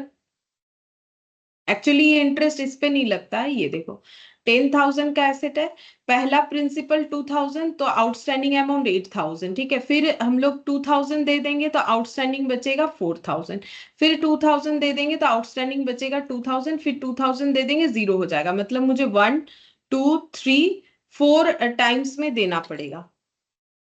4 क्या 5 होगा, ये 8 होने के बाद ना ये 6 हो जाएगा। ठीक है, ये मैंने थोड़ा सा गलत लिख दिया, ये देखो, मतलब ये एक डेटा आगे पीछे हो गया और कुछ नहीं। देखो हम दिखा देते हैं। 10,000 फर्स्ट, 2,000 पे करेंगे फर्स्ट मंथ को तो बचेगा 8,000, उसके बाद फिर से 2,000 पेमेंट करेंगे तो बचेगा 6,000, फिर 2,000, ये 6,000 होगा, फिर 2,000 पेमेंट करेंगे तो बचेगा 4,000, फिर 2,000 करेंगे तो बचेगा 2,000, और उसके बाद 2,000 करेंगे तो ये हो जाएगा जीरो। ठीक है, तो 1 2 3 4 5, इस तरीके से 5 बार में हमें ये पेमेंट करना है। लेकिन अगर कोई बोलेगा कि नहीं मुझे इंटरेस्ट भी चाहिए क्योंकि आप डिले कर रहे हो, तो फिर इंटरेस्ट किस पे लगता है? आउटस्टैंडिंग वैल्यू पे। जैसे पहला आउटस्टैंडिंग वैल्यू कितना है? 10,000। हम लोग बेसिकली 10,000 नहीं दे पाएंगे, तभी तो उसे पार्ट पार्ट करके पेमेंट कर रहे हैं। तो 10,000 का 2% हमेशा इंटरेस्ट लोन अमाउंट पे लगता है, तो वो कितना हो गया? 200। मतलब पहला ईएमआई कितना होगा? 2,000 तो देना ही है प्लस 200, तो ये हो गया 2,200। ठीक है, फिर नेक्स्ट वाले कितना इंटरेस्ट होगा? ये 8,000 पे लगेगा, क्योंकि उसके बाद 2,000 जैसे ही पे कर दिया, ये तो मेन वैल्यू है ना, इसको प्रिंसिपल बोलते हैं। ठीक है, उसमें से ये इंटरेस्ट ले इसमें उसमें से पहला प्रिंसिपल हम लोगों ने पे किया, क्योंकि सारे प्रिंसिपल को हम लोग 2,000 करके 5 टाइम्स में पे करने वाले हैं। तो प्रिंसिपल हम लोग का 5 होगा, P1 P2 P3 P4 P5, मतलब 2,000 करके। तो अब देखो ये 8,000 का फिर से 2%, 8,000 का 2% चेक करके देखते हैं कितना होता है। तो ये बन गया देखो 160। ठीक है, तो इसके बाद वाला ईएमआई होगा 2,000 प्लस 160, यानी 2,160। अब तुम लोग बोलोगे ईएमआई तो जो है सेम अमाउंट होता है, अलग नहीं होता है। हाँ वो भी होता है, उसका अलग कैलकुलेशन होता है। ये हम जस्ट इंटरेस्ट का कंसेप्ट बता रहे, वो होता है। ये एक्चुअली ईएमआई इक्वली होता है, इक्वेटेड मंथली इंस्टॉलमेंट, मतलब इंस्टॉलमेंट का वैल्यू इक्वल होता है, तो वहां एडजस्ट करने का तरीका थोड़ा अलग होता है। बट हम ये बताना चाह रहे हैं इंटरेस्ट कब लगता है वो। ठीक है, इस तरीके का भी ईएमआई होता है। तो ये हम लोग का इंटरेस्ट का कंसेप्ट मैंने बताया कि इंटरेस्ट कैसे लगेगा, ठीक है। तो वही चीज यहाँ पर एंट्री क्या हुआ है, पहले तो एंट्री हमें करना है कि एक जन के पास से एसेट जाएगा और एक जन के पास जो है एसेट आ रहा है, ठीक है। और उसके बाद क्या करना है, उसके बाद यहाँ पर अगर इंटरेस्ट रिसीव करने का, इंटरेस्ट का कंडीशन आया है तो एक का इंटरेस्ट रिसिप्ट, एक का इंटरेस्ट पेड, और उसके बाद दोनों मिला के जो अमाउंट रिसीव होगा उसे कैश और बैंक टू लीज रिसीवेबल इस तरीके से बोलेंगे, ठीक है। अच्छा, अब नेक्स्ट क्या होगा, एक तो हम लोग इस तरीके से एंट्री कर सकते हैं या फिर और एक तरीके से भी हम लोग एंट्री कर सकते हैं, दोनों को मिक्सड अप करके, ठीक है। इसके बजाय हम लोग एक साथ कंबाइन एंट्री भी कर सकते हैं, जैसे कि ऐसे कैश और bank account debit to interest income to lease receivable, ये एंट्री भी कर सकते हैं कंबाइनली, ठीक है। या फिर इस केस में हम लोग ऐसे कर सकते हैं, इंटरेस्ट एक्सपेंस अकाउंट डेबिट, मतलब दो बार नहीं लिख के तुम लोग एक बार में भी लिख सकते हो, lease liability account debit to cash और बैंक, ठीक है। तो कंबाइनली भी ये चीज लिखा जा सकता है, दोनों में से किसी भी एक तरीके से कर सकते हैं। अच्छा, अब क्योंकि एसेट इनके बुक से बाहर चला गया, एक्स वाई जेड के बुक से एसेट तो आउटफ्लो हो गया, मतलब एसेट तो चला गया है, तो अब डिप्रिशिएशन किसे चार्ज करना चाहिए, ए को, ठीक है, जिसके पास एसेट का, क्योंकि ये तो एसेट डेबिट कर चुका है, तो ये एसेट डेबिट कर चुका है, इसके बुक्स में एसेट आ चुका है। तो अब जो डिप्रिशिएशन है ईयर एंड में वो कौन चार्ज करेगा, जिसके पास एसेट है वही डिप्रिशिएशन चार्ज करेगा, ठीक है। तो ये डिप्रिशिएशन चार्ज करेगा, मतलब मिस्टर ए, ठीक है। तो यहां पर लिख देते हैं asset is now in mister A, mister A's book, ठीक है, mister A's book, asset is now in mister A's book, इनके बुक्स में एसेट आ गया। तो डिप्रिशिएशन जो है चार्ज करेंगे ये in case of finance lease, finance lease को हम एफ एल लिख रहे हैं और उसको हम लोग लिख देंगे ओ एल, ऑपरेटिंग लीज, ठीक है। जब वो मतलब उस पे कुछ करेंगे क्वेश्चन वगैरह तो ऐसे करके डील कर लेंगे, बार बार फाइनेंस लीज लिखने में टाइम जाएगा। तो depreciation account debit to PPE, to PPE, depreciation account debit to PPE, ठीक है। तो पहले डेप्रिशिएशन कौन चार्ज किया था, जो ओनर रहा था, क्योंकि वही ओनर रह रहा है, वो सिर्फ एसेट को यूज करने के लिए दे रहा है, वो एसेट को बेच नहीं रहा है, ठीक है। तो इस वजह से उसके बुक्स में डिप्रिशिएशन का एंट्री होगा, सीधा बात है, जिसके पास एसेट रहेगा वही डिप्रिशिएशन का एंट्री करेगा। अब फाइनेंस लीज में क्या होता है, एसेट सेल हो जाता है, तो अगर कोई दूसरा परचेस कर रहा है तो उसको ही डिप्रिशिएशन चार्ज करना पड़ेगा, जिसका एसेट वो डिप्रिशिएशन चार्ज करेगा, क्योंकि ओनरशिप ट्रांसफर हो रहा है, ठीक है। अच्छा, अब नेक्स्ट हम लोग क्या पढ़ेंगे, स्कोप, ठीक है। तो देखो अभी तक हम लोगों ने क्या पढ़ा, अभी तक हम लोगों ने सिर्फ इतना ही पढ़ा, देख लो यहाँ पर कि लीज क्या होता है, AS19 लीज को डील करता है, ठीक है। लीज क्या होता है, ठीक है, और उसमें कौन कौन से पार्टी होते हैं, कुछ टर्म्स पढ़ा, जैसे कि lessor, lessee, terms of payment, ठीक है, ये सब लीज टर्म, ये सब पढ़ा। दो तरीके का लीज पढ़ा, ऑपरेटिंग लीज और फाइनेंस लीज, ठीक है। ऑपरेटिंग लीज जो है नॉर्मल रेंट एग्रीमेंट के तरह होता है, किसी के एसेट को यूज करने के बदले हम लोग उसको लीज रेंटल पे करते हैं, ठीक है, एसेट हमारे पास नहीं आएगा। और अगर फाइनेंस लीज है तो उसमें क्या होता है, एसेट को लीज, मतलब पूरा सिस्टम एक ही रहेगा ऑपरेटिंग के तरफ, बस यहाँ पर एसेट भी सेल कर दिया जाएगा, ठीक है। तो डिप्रिशिएशन कौन चार्ज करेगा, जो परचेजर हो जाएगा, यानी इस केस में जो हो जाएगा लेसी, ठीक है। अच्छा, अब स्कोप, ठीक है, स्कोप देखो, ये स्टैंडर्ड कौन कौन से लीज में अप्लाई होता है और कौन कौन से लीज में अप्लाई नहीं होता है, तो ये तो लॉ है, रूल्स है, ठीक है, वो तुम लोग को याद रखना पड़ेगा। तो यहाँ पर देखो, this standard applies to all leases other than, ठीक है, सभी लीज एग्रीमेंट पे ये अप्लाई हो जाएगा, अदर देन मतलब जिन जी जो सारे एग्रीमेंट पे ये एएस अप्लाई नहीं होता है। वो क्या क्या है? पहला, लीज एग्रीमेंट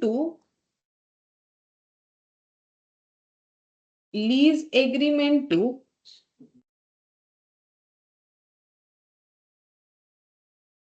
एक्सप्लोर और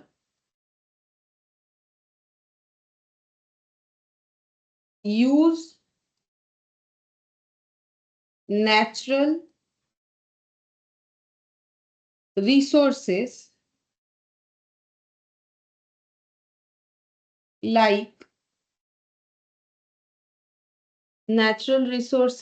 like oil, gas, metals, minerals, etc.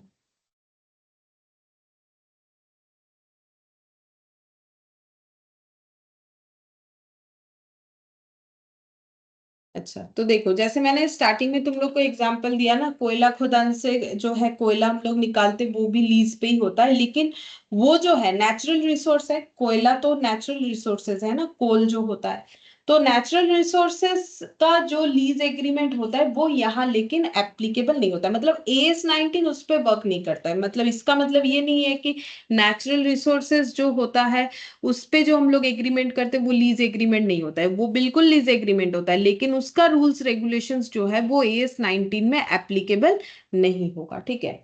और दूसरा, licensing agreement.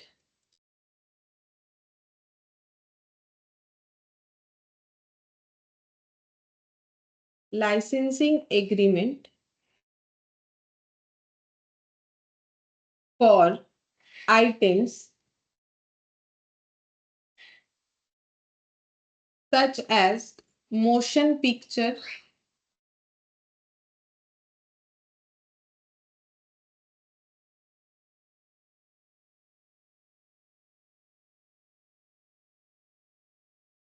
video recording,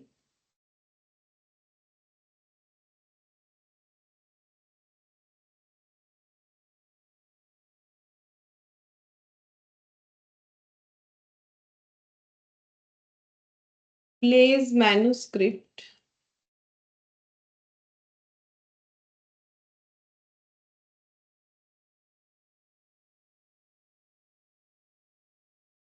patent, copyright। ठीक है। तो अगर हम लोग अपना पेटेंट को लीज पे दे रहे हैं, या फिर मतलब पेटेंट तो एक लाइसेंस होता है ना, तो ये सब लाइसेंस है, जैसे कि मोशन पिक्चर्स, फिल्म्स, ठीक है, ये इसका लाइसेंस, ठीक है, वीडियो रिकॉर्डिंग का लाइसेंस, प्लेज मैन्युस्क्रिप्ट का लाइसेंस, ठीक है, पेटेंट का लाइसेंस, कॉपीराइट का लाइसेंस। अगर हम लोग अपना कॉपीराइट का लाइसेंस किसी को जो है लीज पे दे रहे हैं, ठीक है, तो दे सकते हैं, लेकिन वो AS19 में कवर नहीं होगा। ठीक है, वो हम लोग का AS19 में कवर नहीं होगा।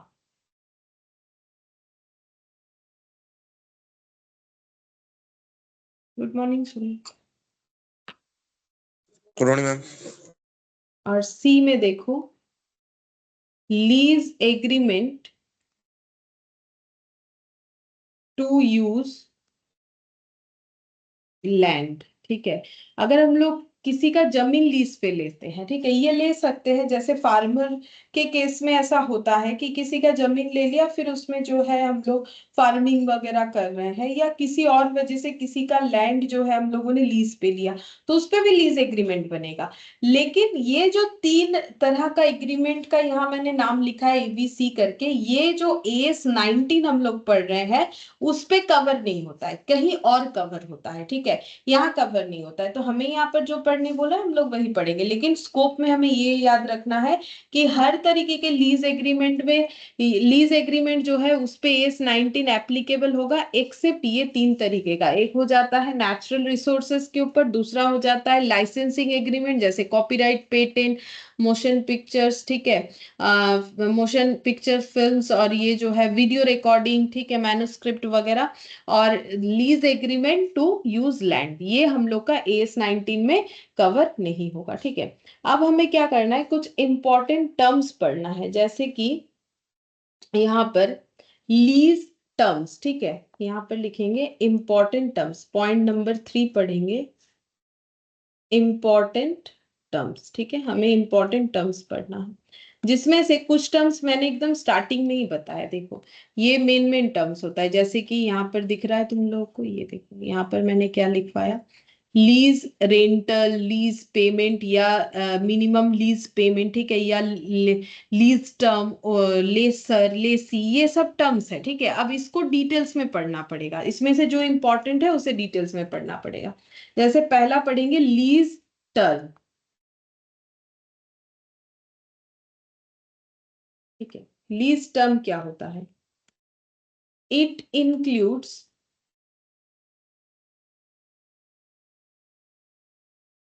Non cancellable period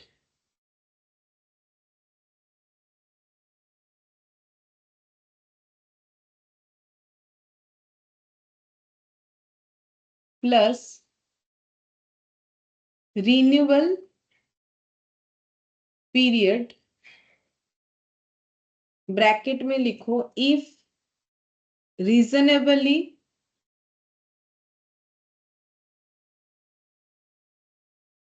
certain to exercise।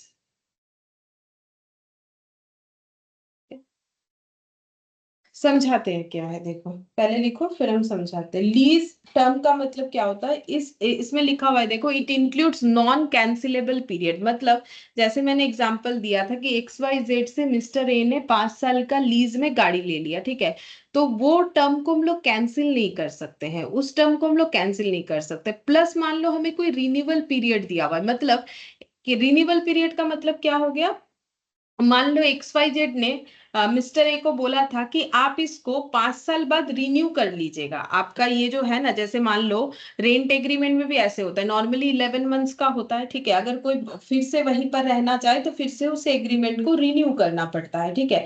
Commercial जो एग्रीमेंट होता है, मतलब मान लो कॉमर्शियली हम लोग कोई शॉप जो है रेंट पे ले रहे हैं या क्लासरूम रेंट पे ले रहे हैं, तो उसका 3 इयर्स में, अगर कॉमर्शियल एग्रीमेंट करेंगे तो 3 इयर्स में वो एग्रीमेंट जो है 3 इयर्स का बनता है, आफ्टर 3 इयर्स उसे रिन्यू करना पड़ता है। तो लीज टर्म का मतलब क्या है, वो टर्म्स ऑफ पीरियड, जिस टर्म्स ऑफ पीरियड के लिए हम लोगों ने लीज लिया है, जो कि नॉन कैंसिलेबल होता है, हम लोग चाहे तो उसे कैंसिल नहीं कर सकते हैं, ठीक है। और उसके साथ अगर कोई रिन्यूअल पीरियड भी हमें गिवन था तो वो भी इंक्लूड हो जाएगा। अब ब्रैकेट में क्या लिखा है, if reasonably certain to exercise. अब ये मुझे तभी इंक्लूड करना चाहिए, रिन्यूअल पीरियड को तभी इंक्लूड करना चाहिए अगर मुझे ये लग रहा है कि हाँ हम इस जगह पे फिर से रहना चाहते हैं, मुझे जैसे हम रेंट का एग्जांपल दे रहे हैं कि मुझे लग रहा है कि हाँ हम इसी घर पे रहेंगे तो मुझे रिन्यू कर लेना चाहिए, इस बात का अगर मेरे पास सर्टेनिटी है, ठीक है, तो फिर मुझे ऐड करना चाहिए। लेकिन मेरे दिमाग में अगर कंफ्यूजन है कि नहीं यहाँ रहना है नहीं रहना है, तो वैसे ये कार लेना है नहीं लेना है, अगर मिस्टर ए को लगता है नहीं भाई हम तो यही कार चलाएंगे 5 साल बाद भी इसी को चलाएंगे, मुझे यही चाहिए, तो फिर रिन्यूअल पीरियड को ऐड कर लो। लेकिन अगर दिमाग में कंफ्यूजन है कि लेना है नहीं लेना, इस बात का नहीं पता, तो फिर उसमें हमें वो ऐड नहीं करना चाहिए, ठीक है। तो जैसे कि हम समझा रहे हैं यहाँ पर, वो एग्जाम्पल जो मैंने लिया हुआ ना कार वाला, उसी को हम बताते हैं। देखो जैसे यहाँ पर XYZ क्या था, लेसर था, ठीक है, और मिस्टर ए कौन था, लेसी था, ठीक है। 5 इयर्स का लीज था, 5 इयर्स के लीज में क्या लिया था, कार, ठीक है, कार ऑन 5 इयर्स लीज। तो ये जो 5 इयर्स है, इस पीरियड को हम लोग बोलते हैं non cancellable period, non cancellable period, इस पीरियड को हम लोग कैंसिल नहीं कर सकते, इतने दिन का लीज लिया है ना तो फिर पेमेंट वगैरह करते जाना। अब प्लस कर देते हैं यहाँ पर, प्लस मान लो हमें जो ये रिन्यूअल पीरियड दिया है वो मान लो, और बोला कि और 3 इयर्स के लिए आप इसे रिन्यू कर सकते हैं, 3 इयर्स, ऑप्शन टू रिन्यूअल, ये ऑप्शन होता है, ये कंपलसरी नहीं होता है, ऑप्शन टू रिन्यू, मतलब हम लोग ने यानी कि मिस्टर ए को ऑफर देगा XYZ कि आपको अगर रिन्यू करना है तो आप अगले 3 साल के लिए मतलब नेक्स्ट 3 इयर्स के लिए इसे रिन्यू कर सकते हो। अब ये समझना है कि मिस्टर ए का दिमाग में क्या चल रहा है, क्या मिस्टर ए इस बात को लेके सर्टेन है। ये देखो, दो कंडीशन आ सकता है ना, या तो मिस्टर ए इस बात को लेके सर्टेन है या नहीं है। तो यहाँ पर ऐसे लिखते हैं, mister A is reasonably certain, reasonably reasonably certain to exercise the option. ठीक है, इस ऑप्शन को एक्सरसाइज करने के लिए वो सर्टेन मतलब निश्चित है। ठीक है, और ये निश्चित कितने हैं, रिजनेबली मतलब लगभग इन्हें काफी परसेंटेज ऐसा लग रहा है कि हम ये लेंगे। ठीक है, तो फिर उनको लीज टर्म कितना रखना चाहिए, 5+3 यानी कि 8 इयर्स रखना चाहिए, अगर वो रीजनेबली सर्टेन है तो। अगर नहीं है, ठीक है, mister A is not reasonably certain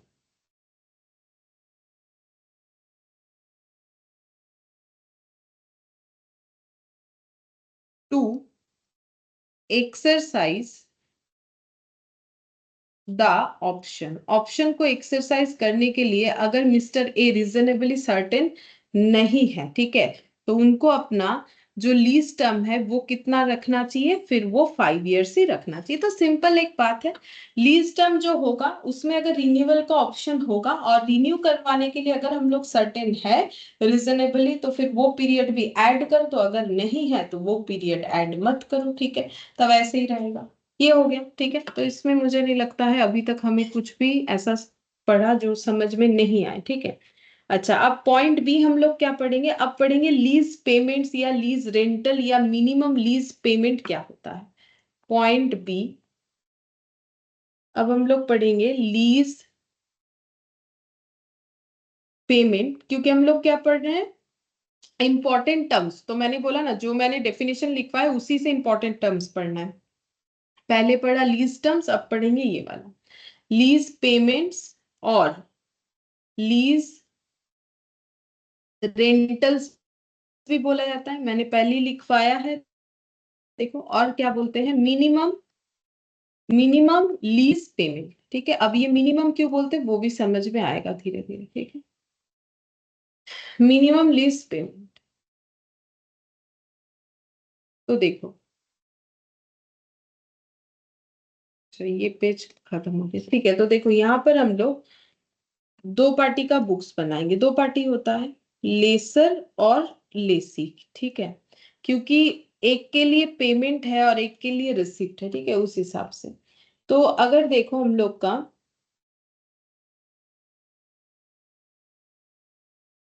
पहला पॉइंट लिखो फिर हम समझाते हैं। Fixed lease rentals, fixed lease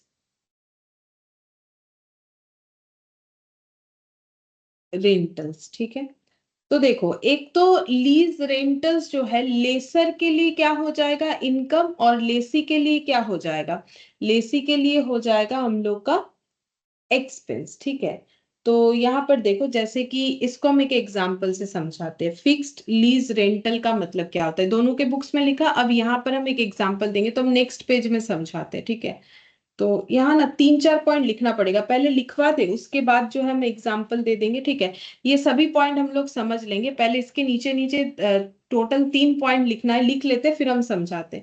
फिर यहाँ पर नेक्स्ट हो जाएगा गारंटेड रेसिडुअल वैल्यू। ठीक है, इसको हम लोग बोलते हैं GRV। अभी नहीं समझ में आएगा, अभी लिखो, अभी नहीं समझ में आएगा, हम बताते हैं क्या होगा। और इधर लिखना है guaranteed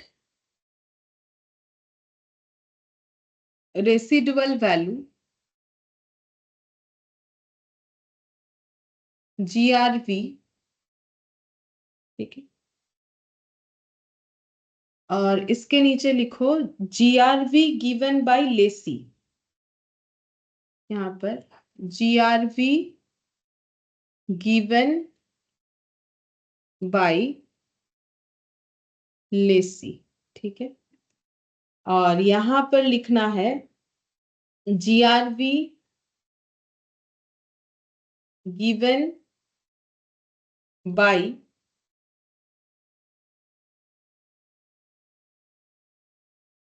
Lesi, GRV given by independent third party, GRV given by independent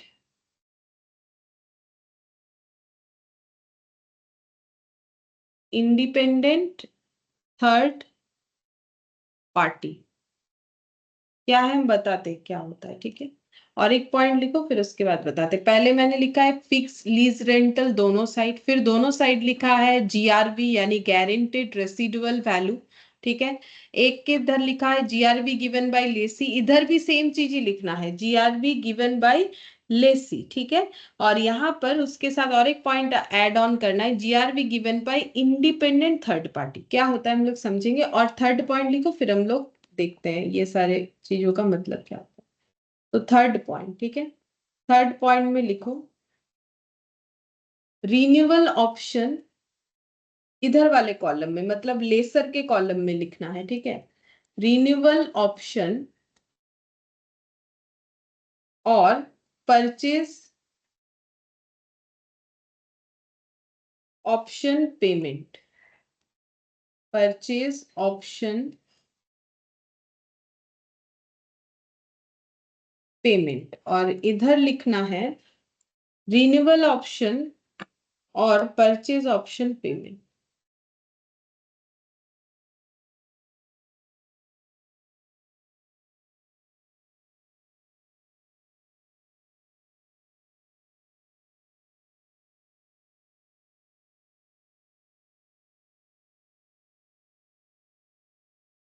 दोनों साइड ही सेम लिखना है, ठीक है। अब पहले वाले कंडीशन को हम लोग समझाते हैं एक एग्जाम्पल से। कौन सा वाला, पहला। ये देखो, ये पॉइंट ऐसे नहीं समझ में आएगा, धीरे धीरे समझ में आएगा, ठीक है। जैसे कि ये वाला पॉइंट फिक्स्ड लीज रेंटल, ये हम लोग इसके लिए हम लोग बना रहे एग्जाम्पल वन। चाहो तो यहाँ पर ऐसे लिख लो। इस पॉइंट को समझने के लिए अभी जो एग्जाम्पल वन यूज होगा उसको समझना है, ठीक है। फिक्स्ड लीज रेंटल, तो देखो यहाँ पर example one, fixed lease rentals.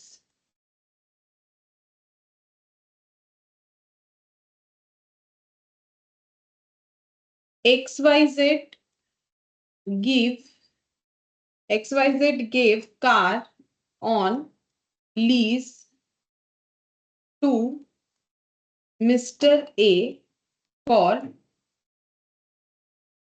मान लो 3 years, ठीक है। मान लो फॉर 3 years, मैंने पहले 5 years लिया हुआ है, एक बार 3 years मान लेते हैं।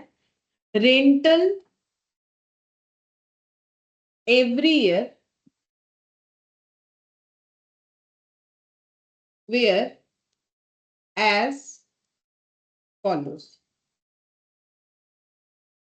हर साल कितना करके रेंट देना है, ठीक है।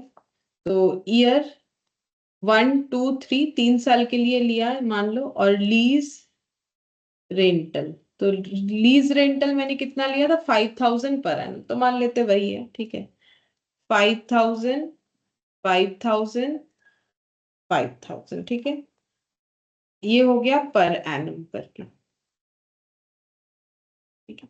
तो इसको हम लोग क्या बोलते हैं, इसको हम लोग बोलते हैं फिक्स्ड लीज रेंटल, इसी को हम लोग बोलते हैं फिक्स्ड लीज रेंटल। तो देखो, जो हम लोग रेंट पे कर रहे हैं, मतलब मिस्टर ए को जो रेंट पे करना पड़ेगा इस गाड़ी को यूज करने के लिए, वो अमाउंट फिक्स्ड है, हर साल 5,000 पर एनम करके, ठीक है। ये जो अमाउंट है ये डे वन से ही पता है, किसको, मिस्टर ए को, ठीक है। मिस्टर ए के लिए ये ऑलवेज क्या होता है, लिख देते हैं known amount of mister A from day one, ठीक है। डे वन से ही इनको इस बारे में पता होता है कि मुझे हर साल इतना अमाउंट करके पे करना है, ठीक है। तो जो लीज रेंट का अमाउंट हमें पता होता है डे वन से ही, उसको हम लोग बोलते हैं फिक्स्ड लीज रेंटल, ठीक है। तो आई होप कि ये टर्म समझ में आ गया होगा, फिक्स्ड लीज रेंटल, ठीक है। तो ये इसके लिए भी, लेसर के बुक्स के लिए भी एप्लीकेबल है कि उसको 5,000 मिलेगा, इसको 5,000 देना पड़ेगा, इसके लिए भी फीस फिक्स्ड है, इसके लिए भी फिक्स्ड है, इसीलिए दोनों में एक ही चीज लिखवाया है। अब हम लोग एग्जाम्पल 2 देखेंगे, जिससे हम लोग ये जीआरबी वाला कंसेप्ट समझेंगे, ठीक है। एग्जाम्पल 2, तो देखो एग्जाम्पल 2 कौन कौन से जगह के लिए एप्लीकेबल हो जाएगा, जीआरबी के लिए, ठीक है। एग्जाम्पल 2, ठीक है। देखो एग्जाम्पल 2 क्या,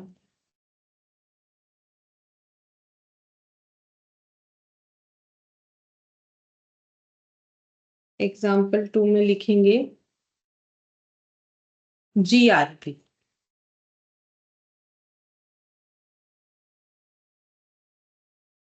जीआरबी, ठीक है।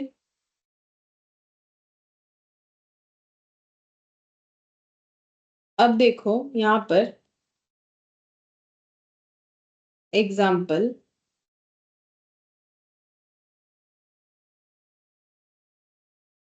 जैसे मान लो, अब थोड़ा सा एग्जाम्पल चेंज करते हैं।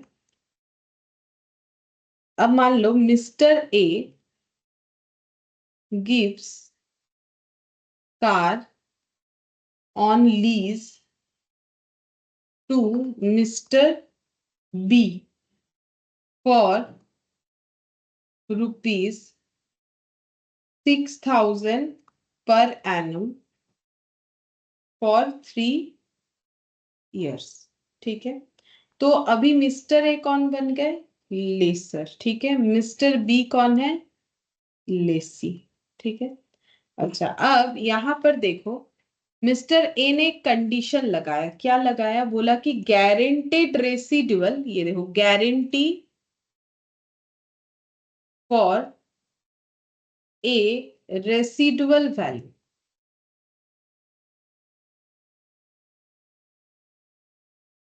कितना है, मान लो ये है,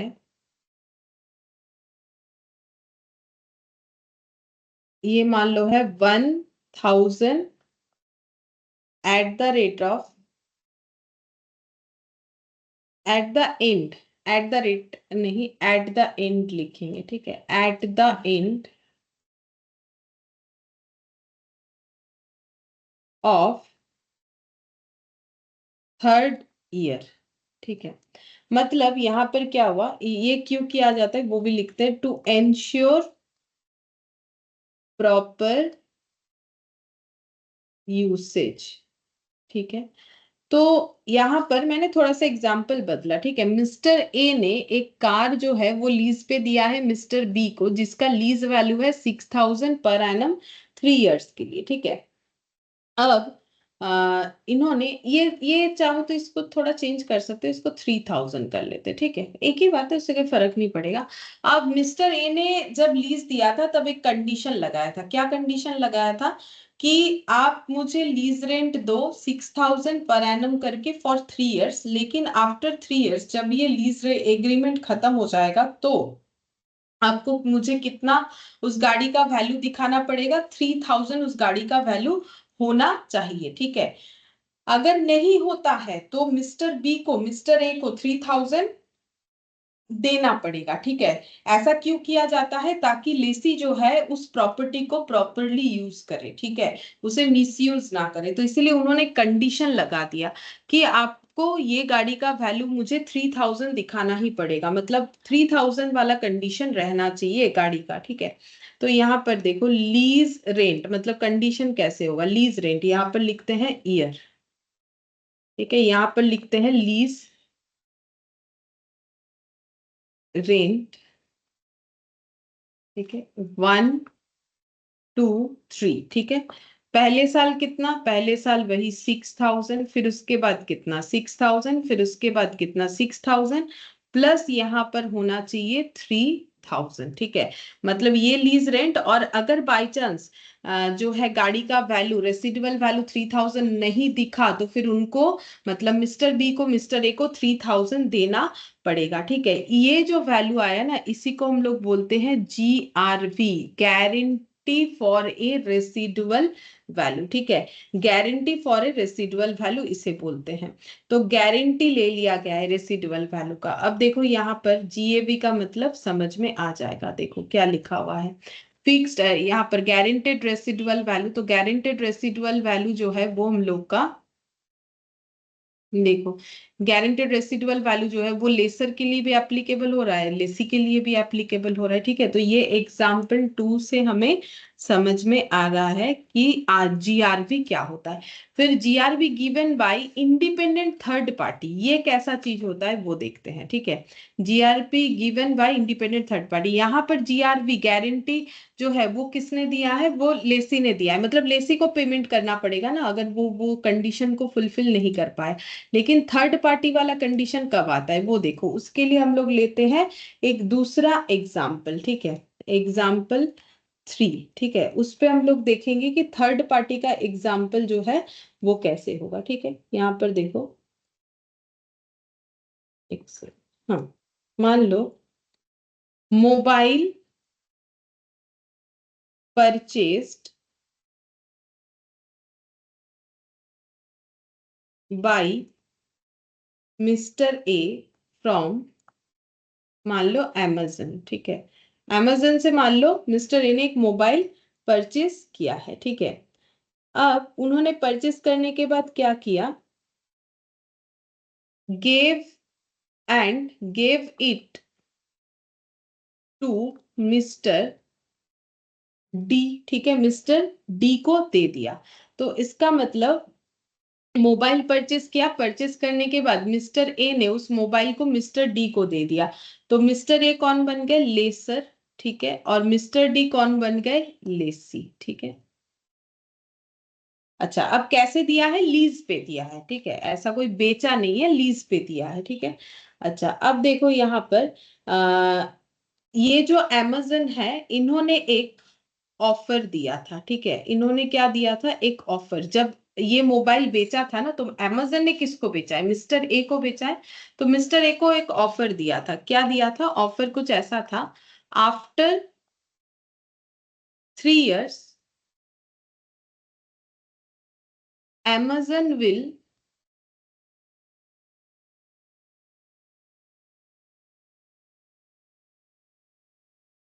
buy back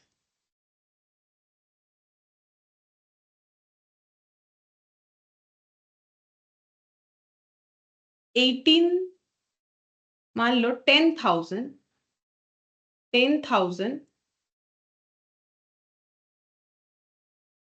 buyback eight 10,000 the mobile, ठीक है। तो ये मोबाइल मान लो कुछ लगभग 30,000 का था। तो amazon ने बोला कि एक ऑफर दिया था कि आफ्टर 3 years ये मोबाइल हम लोग क्या करेंगे, आपसे वापस खरीद लेंगे। अगर आप बेचना चाहो तो कितना देके, 10,000 देके। ये amazon ने बेचने के टाइम ही ये जो है मतलब डिक्लेयर कर दिया था, ठीक है। तो ये डिक्लेरेशन किसको मिला था, मिस्टर ए को। लेकिन मिस्टर ए ने क्या किया, मिस्टर ए ने ये वाला जो मोबाइल है जो उन्होंने amazon से खरीदा था, वो मिस्टर डी को लीज पे दे दिया, ठीक है। अब देखो लीज पे जो दिया उसमें लीज रेंट कैसे लग रहा है, देखो ईयर, और यहाँ पर लीज रेंट, ठीक है। तो लीज पे किसने दिया, मिस्टर ए ने दिया, ठीक है। तो लीज पे देखो 3 साल के लिए दिया, ठीक है, मान लो 3 साल के लिए दिया।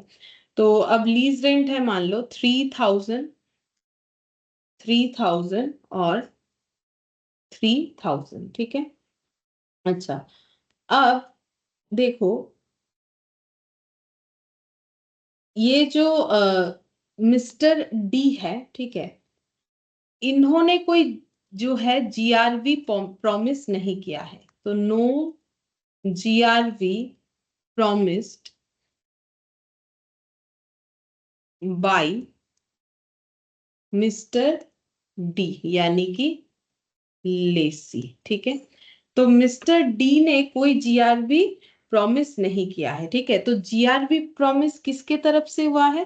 मिस्टर ए के तरफ से, ठीक है। तो यहां पर लिखेंगे mister A has received A GRB from third party, ठीक है। अब ये थर्ड पार्टी क्यों हुआ हम बता देते। Third party Amazon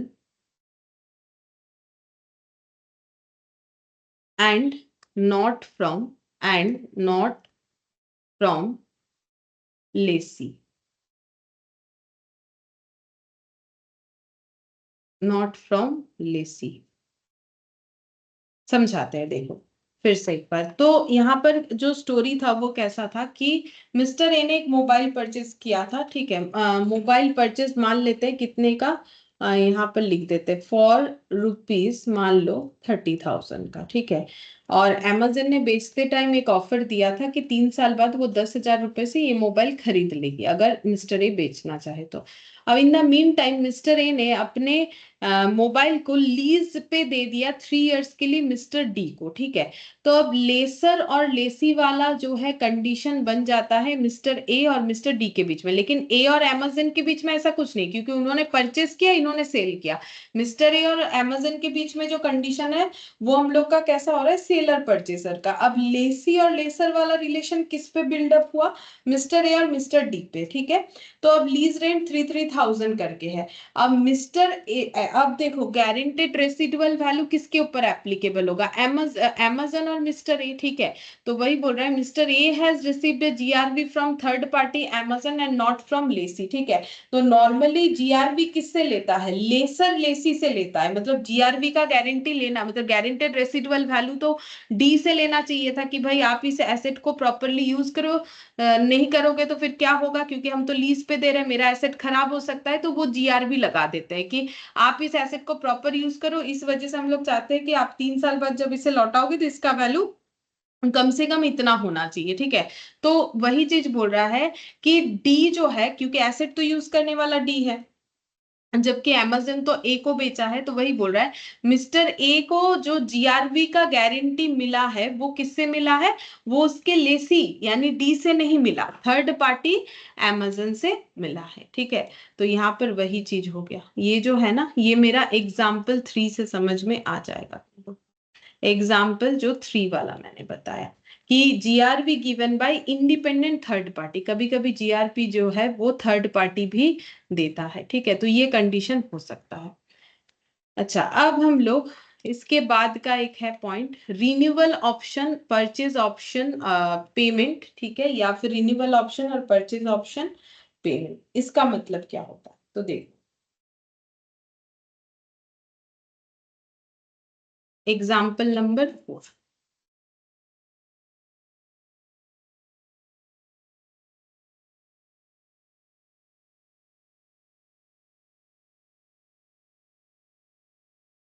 XYZ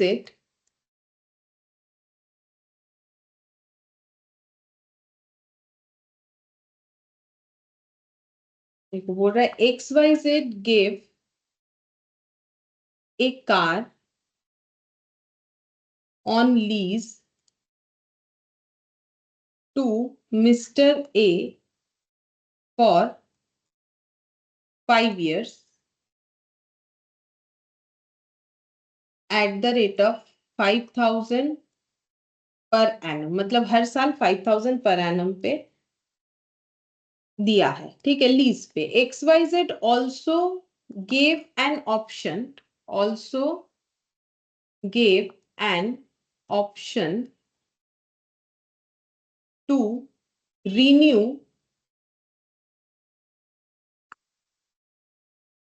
to renew for 3 years at the rate of 6,000 per annum for renewal period। अभी लिखो, हम समझा रहे थे renewal period। It is reasonably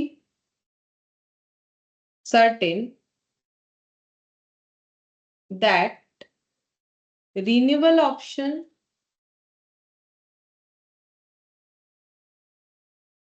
will be exercised। ठीक है, तो देखो मैंने स्टोरी क्या बनाया, मैंने यहाँ पर लिखा कि XYZ ने एक कार जो है लीज पे दिया है मिस्टर ए को 5 इयर्स के लिए, जिसके बदले लीज रेंट कितना लिया जाएगा, 5,000 पर एनम। XYZ ने उनको एक ऑप्शन भी दिया है कि इसको आगे जाके 3 इयर्स के लिए इस एग्रीमेंट को, लीज एग्रीमेंट को रिन्यू कर सकते हो, लेकिन लीज रेंट 5,000 से बढ़ के 6,000 पर एनम होने वाला है। ठीक है, बाकी रिन्यूअल पीरियड के लिए। तो इसका मतलब देखो, ये जितना तक अभी मैंने पढ़ा उस पे हमें क्या कंक्लूजन मिला। ठीक है, अगर हम लोग कैलकुलेट करना चाहते, calculation of lease rent, LR लिख दिया मैंने। ठीक है, फॉर ईच ईयर। ठीक है, हर एक साल का अगर लीज रेंट का हम लोग डिटेल्स देखेंगे तो वो कैसे होगा। तो ईयर हम लोग का कितना हो गया, ईयर हो गया 1 2 3 4 5 6 7 8। ठीक है, जैसे कि यहाँ पर लिखते हैं लीज रेंट। ठीक है, तो पहले का जो 5 साल है उसमें लीज रेंट कितना करके है, 5,000 करके। First year, second year, third year, fourth year, fifth year. और अगर रिन्यू करते हैं इन दैट केस वो हम लोग का हो जाता है कितना करके, अच्छा ये हो जाएगा 6,000 करके। सपोज करो कि 6,000, कम भी हो सकता है, मैंने ये जो है ज्यादा लिखा है। ठीक है, 6,000 करके ये हो जाएगा। ठीक है, तो it is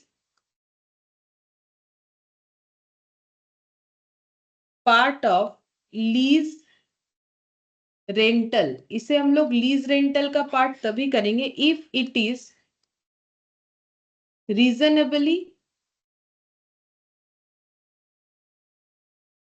certain to renew for 3 years. ठीक है, अगर हम लोग इसे रिन्यू करेंगे तो ही ये एड ऑन होगा, अदरवाइज नहीं होगा। सिंपल इतना सा ही बात यहाँ भी लिखा हुआ है।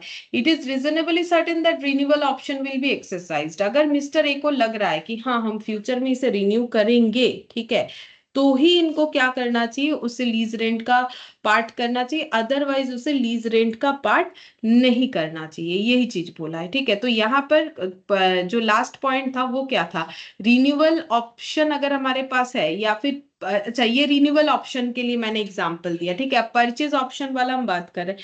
अगर हमें लीज रेंट के साथ साथ रिन्यूअल ऑप्शन का भी जो है चांसेस है, जो कि मैंने ये एग्जांपल से बताया, एग्जांपल नंबर 4। ठीक है, तो हमारा लीज रेंट का वैल्यू कितना होगा वो मैंने बताया। ठीक है, ये एग्जाम्पल नंबर 4 से हुआ ये वाला। ठीक है, ये वाला।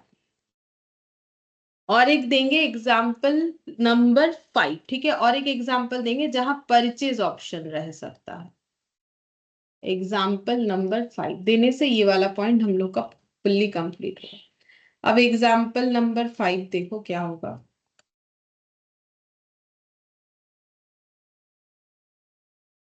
तो एग्जाम्पल नंबर 5, जैसे यहाँ पर रिन्यू का ऑप्शन दिया है वैसे क्या होता है, परचेज का भी ऑप्शन हो सकता है। जैसे कि यहाँ पर लिखते हैं XYZ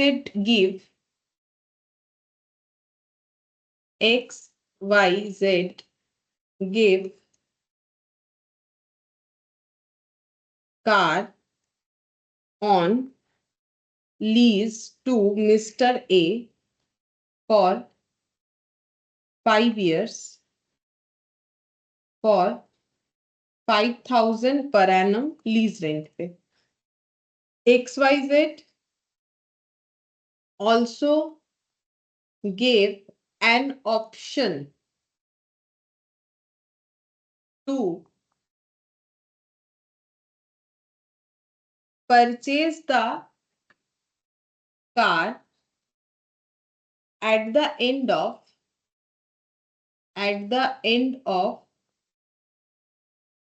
fifth year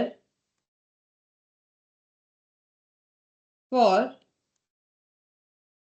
2 lakh।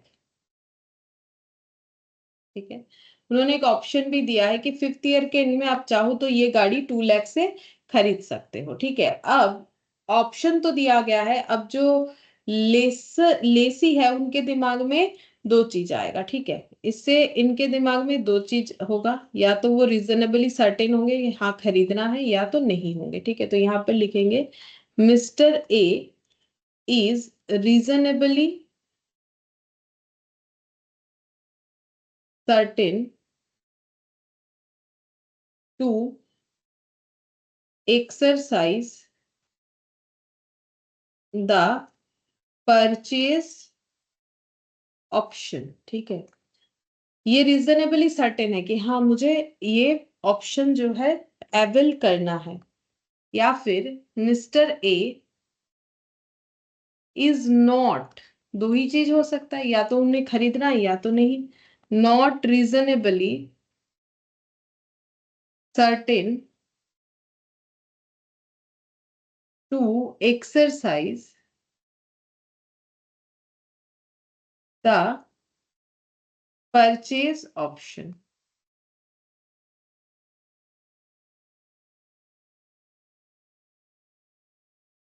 ठीक है। तो यहाँ पर जो लीज रेंट है वो कितना होगा, तो ईयर लिखते हैं 1 2 3 4 5, ठीक है।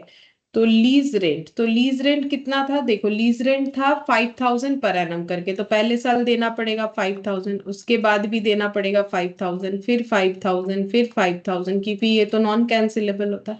और अगर रीजनेबली सर्टेन है कि परचेस करेंगे तो 5th ईयर के एंड में 2 लाख रुपीज दे के एसेट को परचेस कर लेंगे, ठीक है। तो ये हो गया परचेज ऑप्शन को जब एक्सरसाइज कर रहे हैं। और अगर परचेज ऑप्शन को एक्सरसाइज नहीं कर रहे तो उस केस में 1 2 3 4 5 हर साल कितना करके देना है, तो हर साल यहाँ पर हो जाएगा वही 5000 करके लीज रेंट देते जाना। 5000 5000 5000 इतना करके लीज रेंट जो है वो देते जाना है यहाँ पर। और ये 2 लाख ऐड नहीं होगा क्योंकि हम लोग नॉट रीजनेबली सर्टेन है, मिस्टर ए को कंफर्म नहीं है कि उनको लेना है कि नहीं लेना है, ठीक है। तो ये जो 2 लाख है ये हो जाएगा परचेज ऑप्शन पेमेंट, इसी को हम लोग बोलते हैं, जो मैंने लैंग्वेज लिखवाया है ना वहां, इसी चीज को हम लोग बोलते हैं परचेज ऑप्शन। जो हमें दिया गया था उसका हम लोगों ने पेमेंट कर दिया, ठीक है। इस चीज को बोलते हैं हम लोग परचेज ऑप्शन पेमेंट। ये देखो यहाँ पर जो पॉइंट था परचेज ऑप्शन पेमेंट का मतलब क्या होता है, ठीक है। तो ये जो भी मैंने मेन मेन टर्म्स लिखवाया उसका पॉइंट्स मैंने समझा दिया हर एक एग्जाम्पल से, ठीक है। तो कभी भी तुम लोग एग्जाम्पल देखोगे तो समझ में आ जाएगा, ठीक है। अच्छा, अब यहाँ पर 4th नंबर लास्ट पॉइंट यही लिखवाएंगे, ठीक है। इसके बाद तुम लोग का क्लास भी है जिनका है, और क्या। तो टाइप्स ऑफ लीज, तो हम लोगों ने दो लीज पढ़ा, ऑपरेटिंग लीज और एक क्या होता है फाइनेंस लीज, ठीक है। अब इसका थोड़ा सा फीचर्स यहाँ पर समरी कर देते हैं। Does not transfer the risk और reward, does not transfer, T/F मतलब ट्रांसफर, द रिस्क और रिवॉर्ड, या फिर एंड लिख दो, एंड भी चलता है, रिस्क एंड रिवॉर्ड, एंड ही लिख दो ये बेटर होगा, और नहीं, risk and reward of the asset. तो ऑपरेटिंग लीज में तो हम लोगों ने पढ़ा कि ओनरशिप थोड़ी ना ट्रांसफर होता है, ठीक है। तो जो है रिस्क रिवॉर्ड भी ट्रांसफर नहीं होता, ओनरशिप ट्रांसफर होता है तभी रिस्क रिवॉर्ड ट्रांसफर होता है। Like a normal rental agreement, ये नॉर्मल रेंटल एग्रीमेंट के तरह होता है, ठीक है। ये तो स्टार्टिंग में ही आज हम लोगों ने इसी से डीलिंग्स जो है स्टार्ट किया था चैप्टर। और यहाँ पर transfer the risk and reward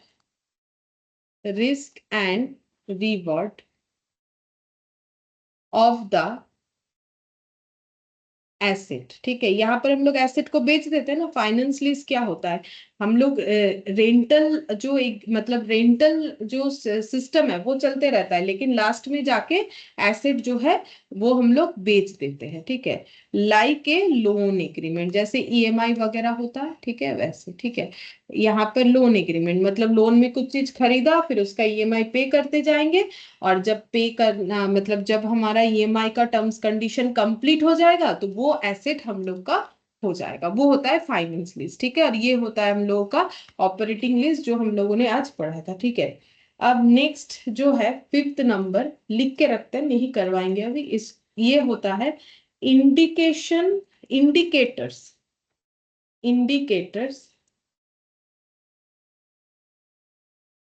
indicators of finance lease. ठीक है, क्या देख के हमें समझ में आएगा कि हम लोगों का जो लीज है वो फाइनेंस लीज है। ठीक है, तो इसका 5 कंडीशन होता है, 5 में से अगर कोई भी एक कंडीशन फुलफिल हो जाता है तो हम लोग उसे मानते हैं फाइनेंस लीज। ठीक है, तो इसका जो इंडिकेटर्स है वो हम लोग नेक्स्ट क्लास में पढ़ेंगे, आज हम लोग इतना ही पढ़ते हैं। तो इम्पॉर्टेंट है, ये बोल सकते हैं ये वाला, इस क्वेश्चन इससे आता है, तो पहले तुम लोग इतना पूरा रेडी करो, नेक्स्ट क्लास में हम लोग यहाँ से स्टार्ट करेंगे। ठीक है, फिर आज इतना ही। Thank you ma'am. Thank you ma'am. ठीक है, बाय। Bye ma'am. बाय।